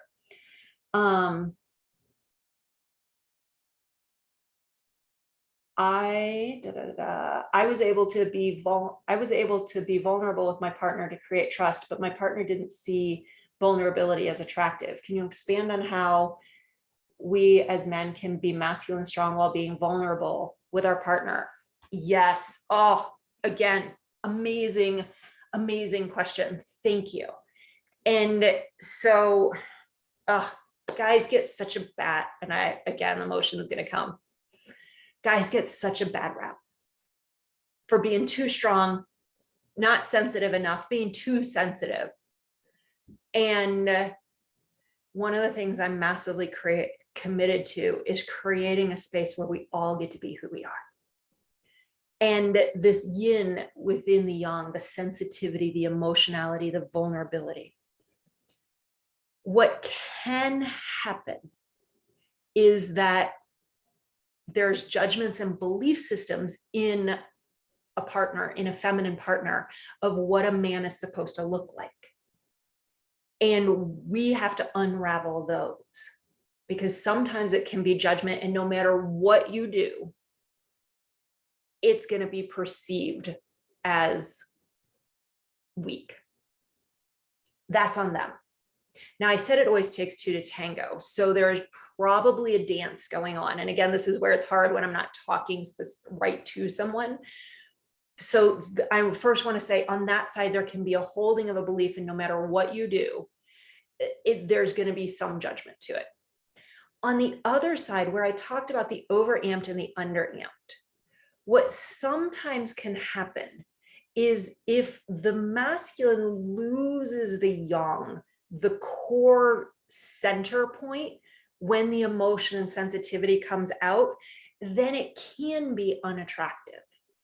It doesn't mean that we can't love you, but how the masculine learns to hold that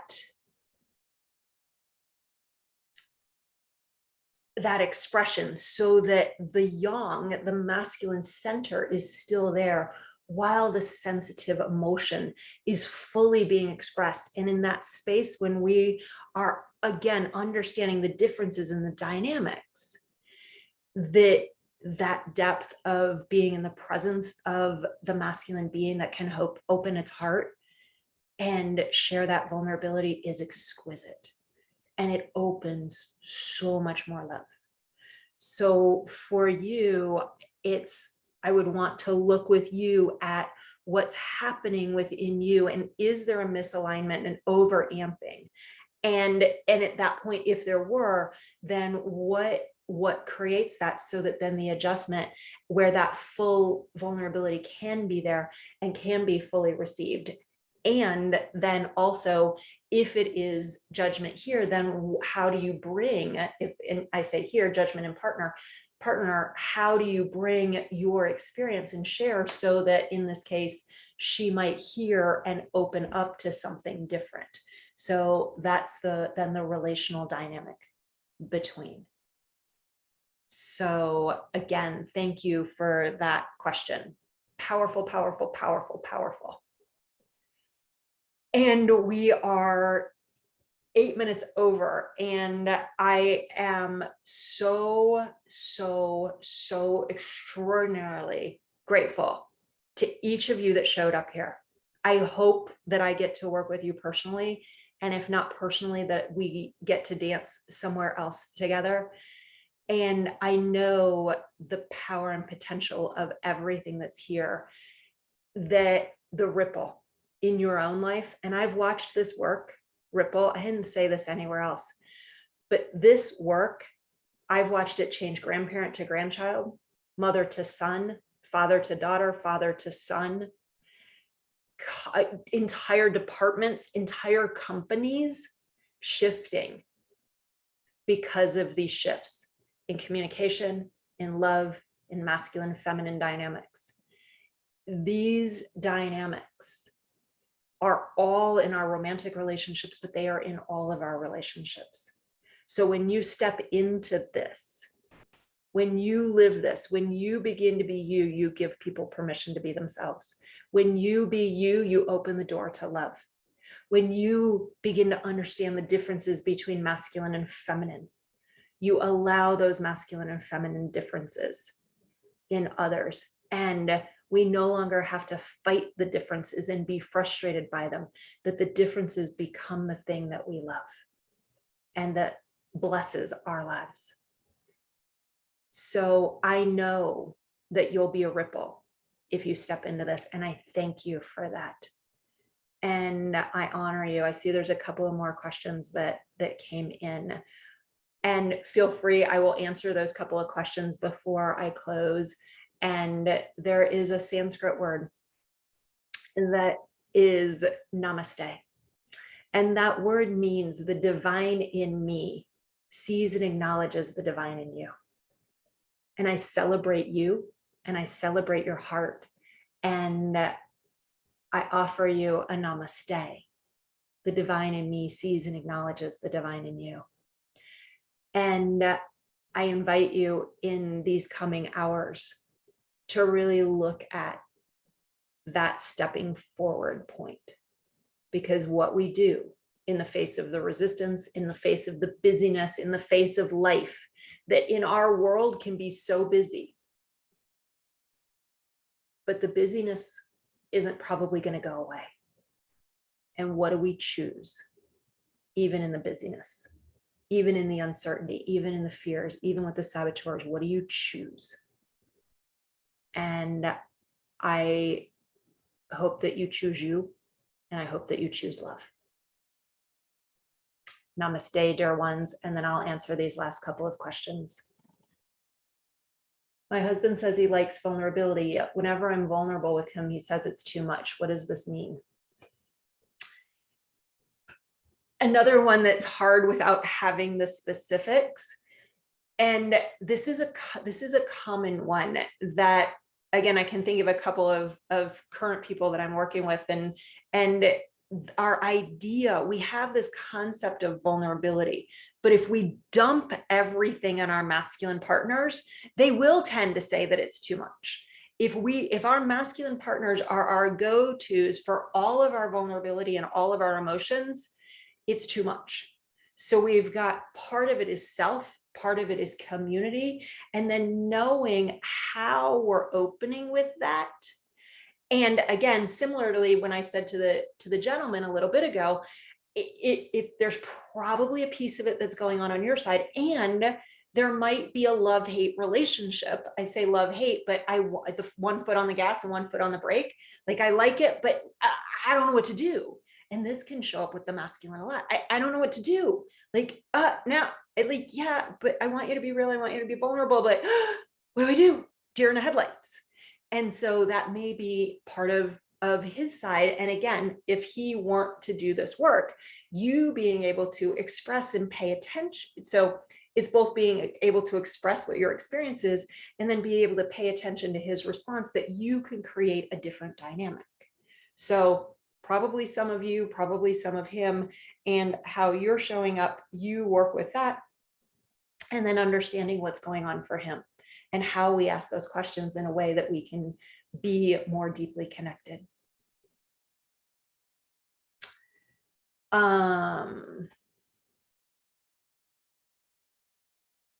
I feel like I've probably, without going deeper, there's a briefly expand on how to express clean anger. This is a really, like, there's multiple dimensions to this, and what's fueling the anger, how we're holding it, what our belief systems are, what our judgments are. So we really, like, we want to, like, there's prerequisites to that. And so much of it is this self relationship. And I know that may seem nebulous and vague when it's like, well, how do I express clean anger? But here's what I say to a lot of couples that are dealing with upset is, we're not going to work with working on the upset right now until we work with what's creating the upsets within you. And so, when somebody says, well, how do I talk to her about it? Or how do I tell her about it? Or what do I do with him? Like, don't do anything right now. Be in relationship with you, and what needs to happen with him once you have that strong relationship with you, or what needs to happen with her, will unfold. So stay with you first. Because you're prone to energetically blaming. That's the key thing that would put me back in the baggage thing. So prone to energetically blaming, that means come back here and look at what's going on here. Self, self, self. Thank you.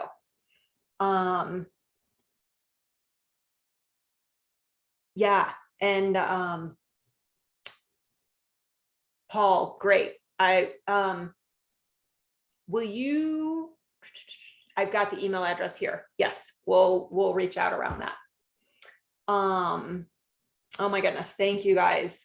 Beautiful words. How do I honor my feminine energy after being so used to using masculine energy at work?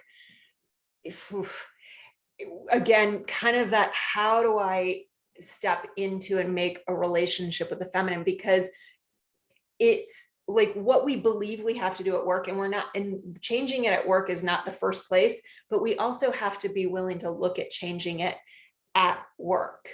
And then it changes in our personal space. And where I've watched women who found their femininity literally change departments and organizations because they changed.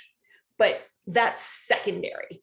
The first piece is that probably if it's showing up at work, it's also showing up in your personal life. And I know you're asking, like, you're being so used to it, how do you honor it? Again, it's the beliefs. Clearing out the beliefs. Go back to the diamond. If the diamond was your feminine essence, we've got to get the things that are covering her up, because I don't want to tell you how to do it.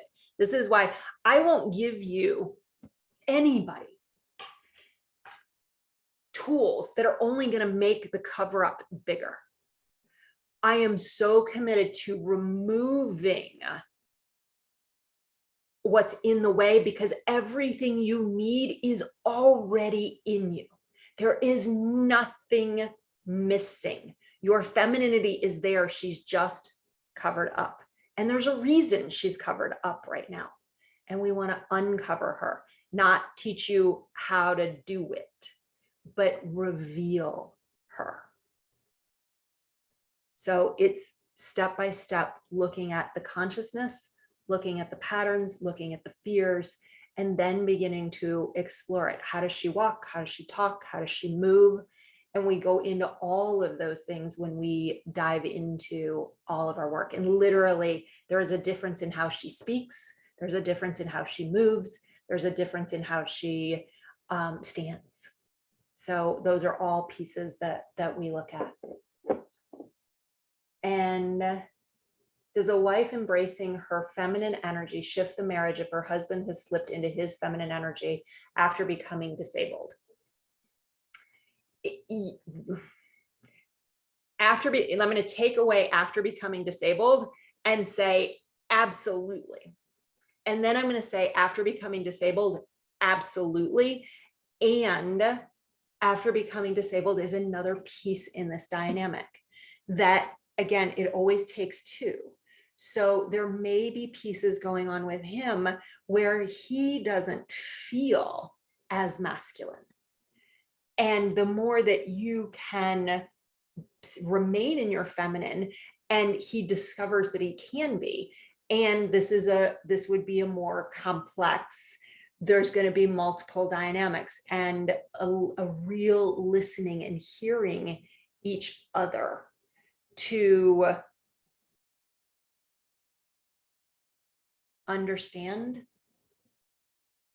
and empower both of you in your authentic energies, because absolutely disability does not take away his masculine energy, although it's possible that he would feel like it, and it wouldn't even surprise me. I don't know the circumstances, but I could make up pictures that absolutely that could. And so then talking about it, and this is the way that, again, it's not a conflict, but it's one of those growth things in relationship that then has the ability to make the relationship stronger and deeper. It's walking through those challenging moments that makes the bonds of relationships so much stronger and so much deeper. So thank you. All right, you beautiful, amazing souls. Thank you for everybody that has stayed till the very end. Again, I send you my deepest namaste, and I'll leave you with this vision: to awaken every man and woman on the planet to the sacred path of love, self-love, intimate love, divine love, so that we may all know the deepest of connections, intimacies, pleasures, and joys available on this human journey. May you clear out everything. May you see through reflection, through people holding space, through me reflecting, however it happens, to see what's covering up your diamond so that you can have the deepest of pleasures, connections, intimacies, and joys, ecstatic ecstasy on this journey by being ecstatically you and relating in deep soul to soul love. Blessings, namaste, thank you. If you've got comments, feedback, please drop us any of the emails that you've received as reminders. Drop us an email. I would love to hear from you and any feedback. And I look forward to those of you that I get to speak to. Blessings, blessings. Good night, good morning, depending on where you are. Have a beautiful rest of your day.